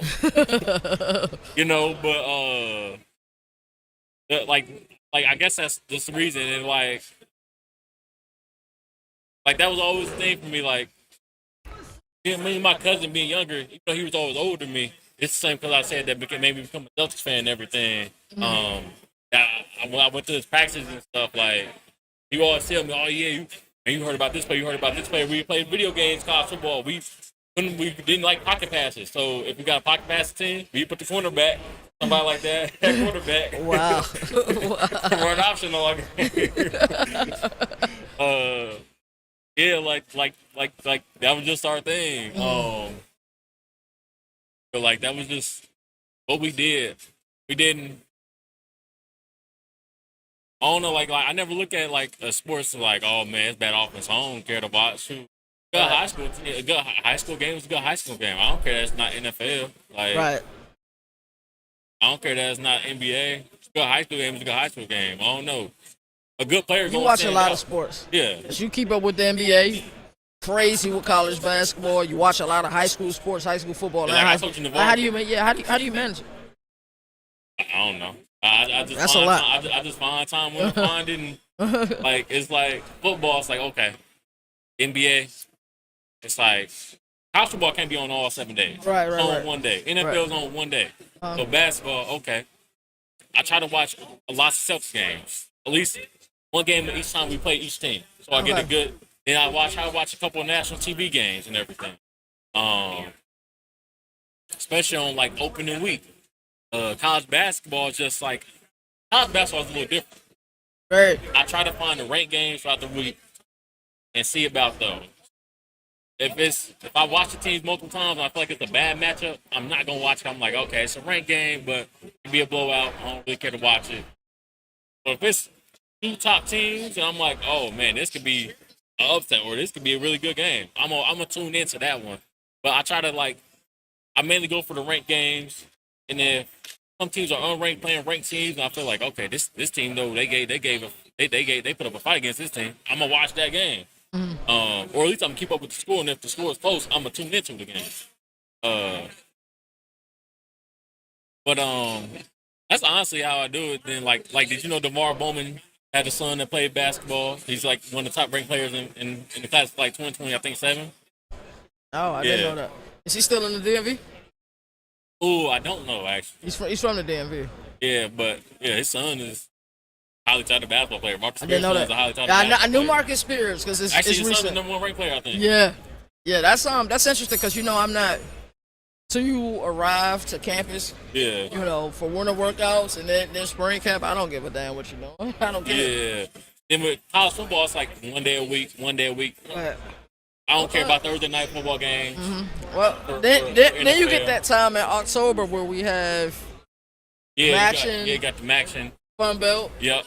USA, and we're getting games. Yeah, then even like the Big 12 have Friday games. I've always watched over my dad this past season and everything. Like yeah, that's really kind of how I balance it and everything. And then it's like I get free time at work. I watch some stuff at work. I hope your boss ain't watching this. Uh, Really, Jalen? I mean during March Madness, she was watching shit. Like, cause I think she was off during one day, and her son asked like, what did he think I was doing at work? He asked like, what did she think I was doing at work? She was like, oh, you probably watching basketball. Oh wow. That's cool, cause I had March Madness up on both monitors. So it's cool because on other times I got my work stuff just in case somebody do come in and need help. I'm like, okay, I can do this still. Yeah, I honestly I don't like. I guess it's like my dad being a Bears fan. Growing up watching Devin Hester, My apologies. Yep. seeing all the highlight plays, like my cousin telling me, "Oh, you gotta watch this player. You gotta watch." Like I remember telling me about Mark Ingram. That was a kid. I'm like, okay, I gotta watch Mark Ingram. Mark Ingram. I feel like that's kind of what's like watching the players, and it made me fall in love with the teams too. And it just grew into like the game. Like okay, like We got Eddie Royal on the way now. okay, but yeah, that was the thing. Like. Yeah, it just did. That's what made me fall into the game. I didn't want to get this going to conversation about me, but I feel like No. We asked, so it matters. Yeah. So yeah, we got the guy coming. Go ahead, let him sit here. Hey man. Yeah. Nice to meet you, man. My name Kevin. Everybody call me the governor, man. You can sit right here, brother. Yes, sir. Yes, sir. Man. How you doing, brother? We are live, just to let you know we're live right now. Are we live? Yeah, we live. I'm taking my time. Hey, man, how you been, brother? How you doing? Doing good. Long days, right? But hey, you getting to talk football. My fault. Good. All right, so I like to ask everybody pretty much the first question, whether you're an executive or analyst or former player, how did you get introduced to the sport? To the sport. Yeah. You know what? I'm the youngest of 7 kids, right? Oh, man. And so I have 4 brothers, and it was all football in my house, so I had no choice, right?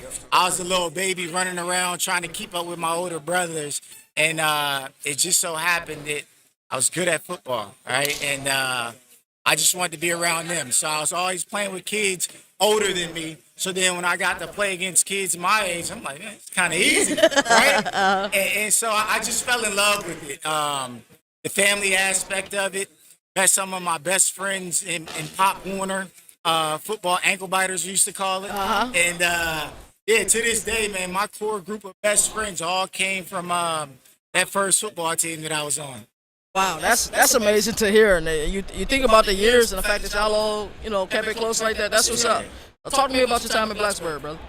Man, look, where do we start, right? Like, I actually was just at dinner last night with Coach Beamer, my coach at Virginia Tech. Yeah, Frank Beamer. Yeah. And so the fact that, man, him recognizing, seeing me from high school and giving me the opportunity to come and play at Virginia Tech meant a lot to me, right? And so I was thankful for the opportunity to be recognized as one of the best players in the state because I was a guy who wanted to represent Virginia.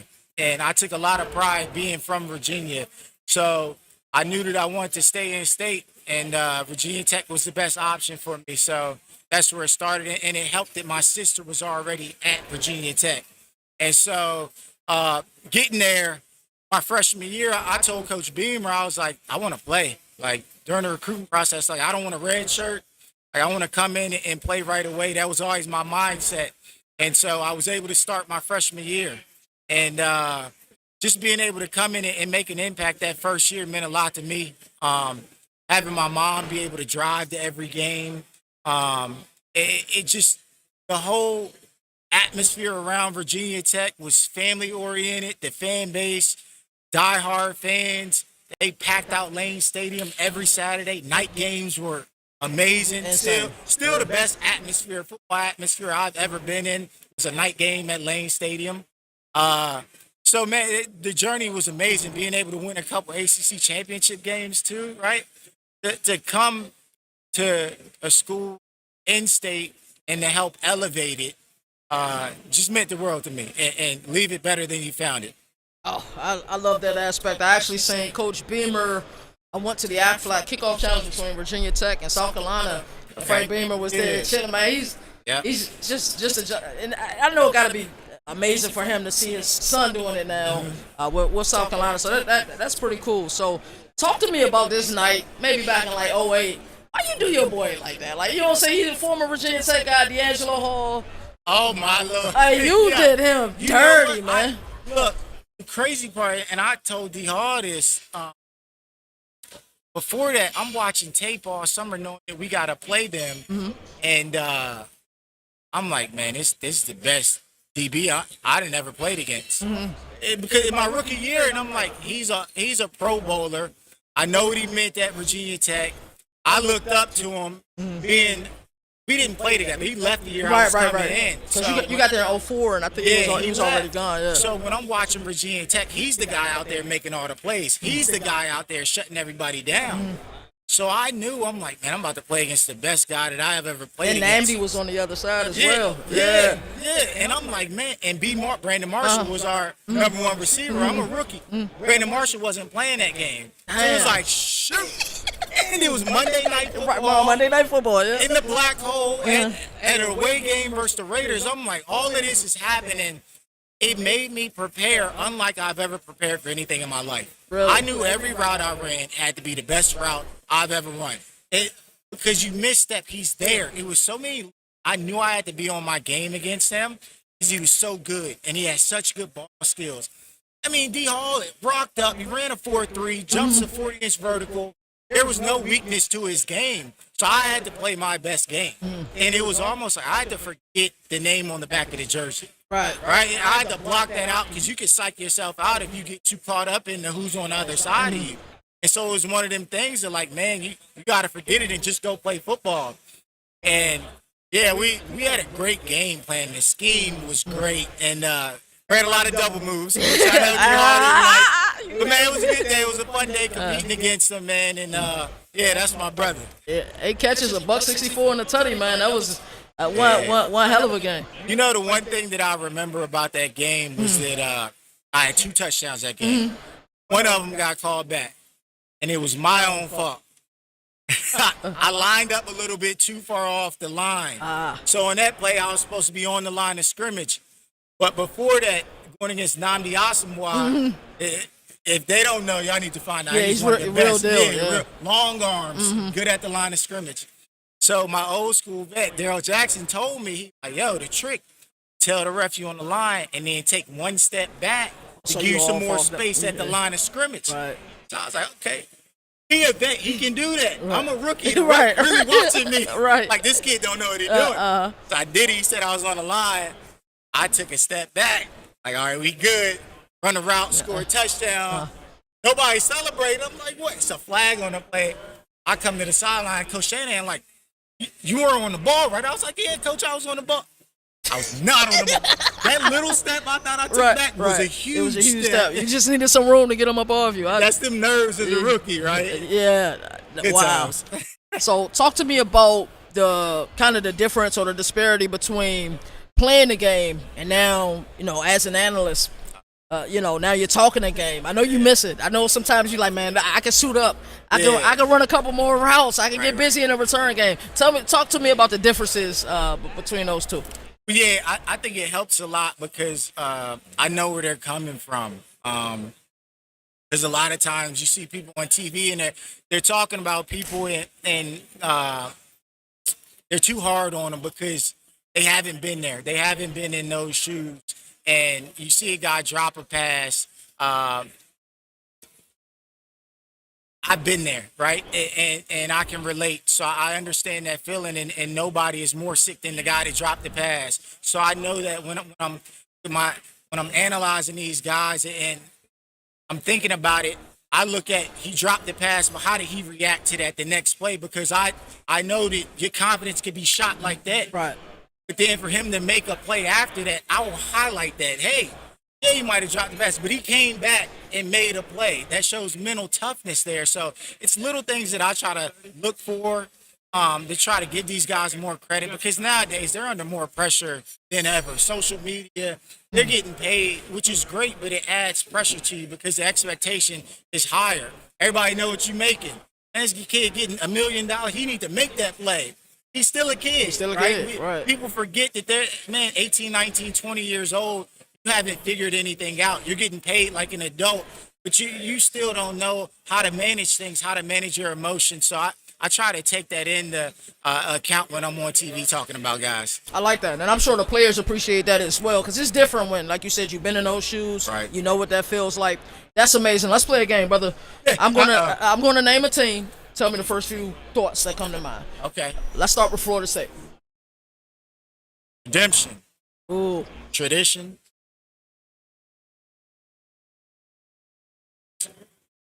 I'm going to say it. Came to mind. Disappointment. Yes. I'm going to leave it at that. You gonna leave it at I'm that? gonna leave it at that. Let's talk about Virginia Tech. Excitement, belief, energy, family. Shoot. 2 words, go time. Go right? time. Go time. Miami. Big dog, right? Like Yeah, that's right. big, like Right. just intimidator. Angry, competitor, fierce,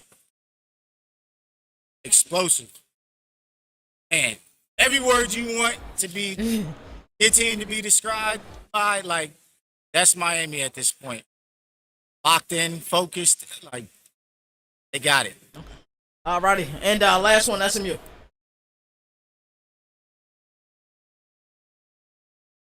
And speed, intelligent, sleeper. I agree with that 100%. Yeah, I'll leave it at that.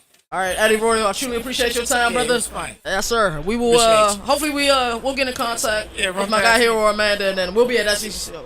No, you cover the ACC. My apologies. shit. You won't be there. We'll there. link My up bad. at some time. We'll link up Yeah, at some yeah, point, yeah. brother. You have a good one, man. You too. All right. Hey, appreciate you, brother. That was fun, man. Talking to Eddie Royal, he talked about that night that he had back in September of 2008, where he torched one of his old running mates at Virginia Tech. A really great conversation. I love some of the verbiage he used when I asked for him to utilize adjectives to explain the team. That was really fun. We had a fun stream today. Been live for 3 hours. We may end up going live again at some point. As I always like to say, there's no more victories in a sport that survive in the fans. That's why college football has the greatest regular season. Until next time, you all take care. Make sure you guys stay tuned in, stay locked in. Shout out to CFB Nation. Shout out to everybody, man. This has been a blast. Shout out to the ACC as well. We will have more content coming for you shortly. You all take care. Governor of college football, we're going to recap ACC.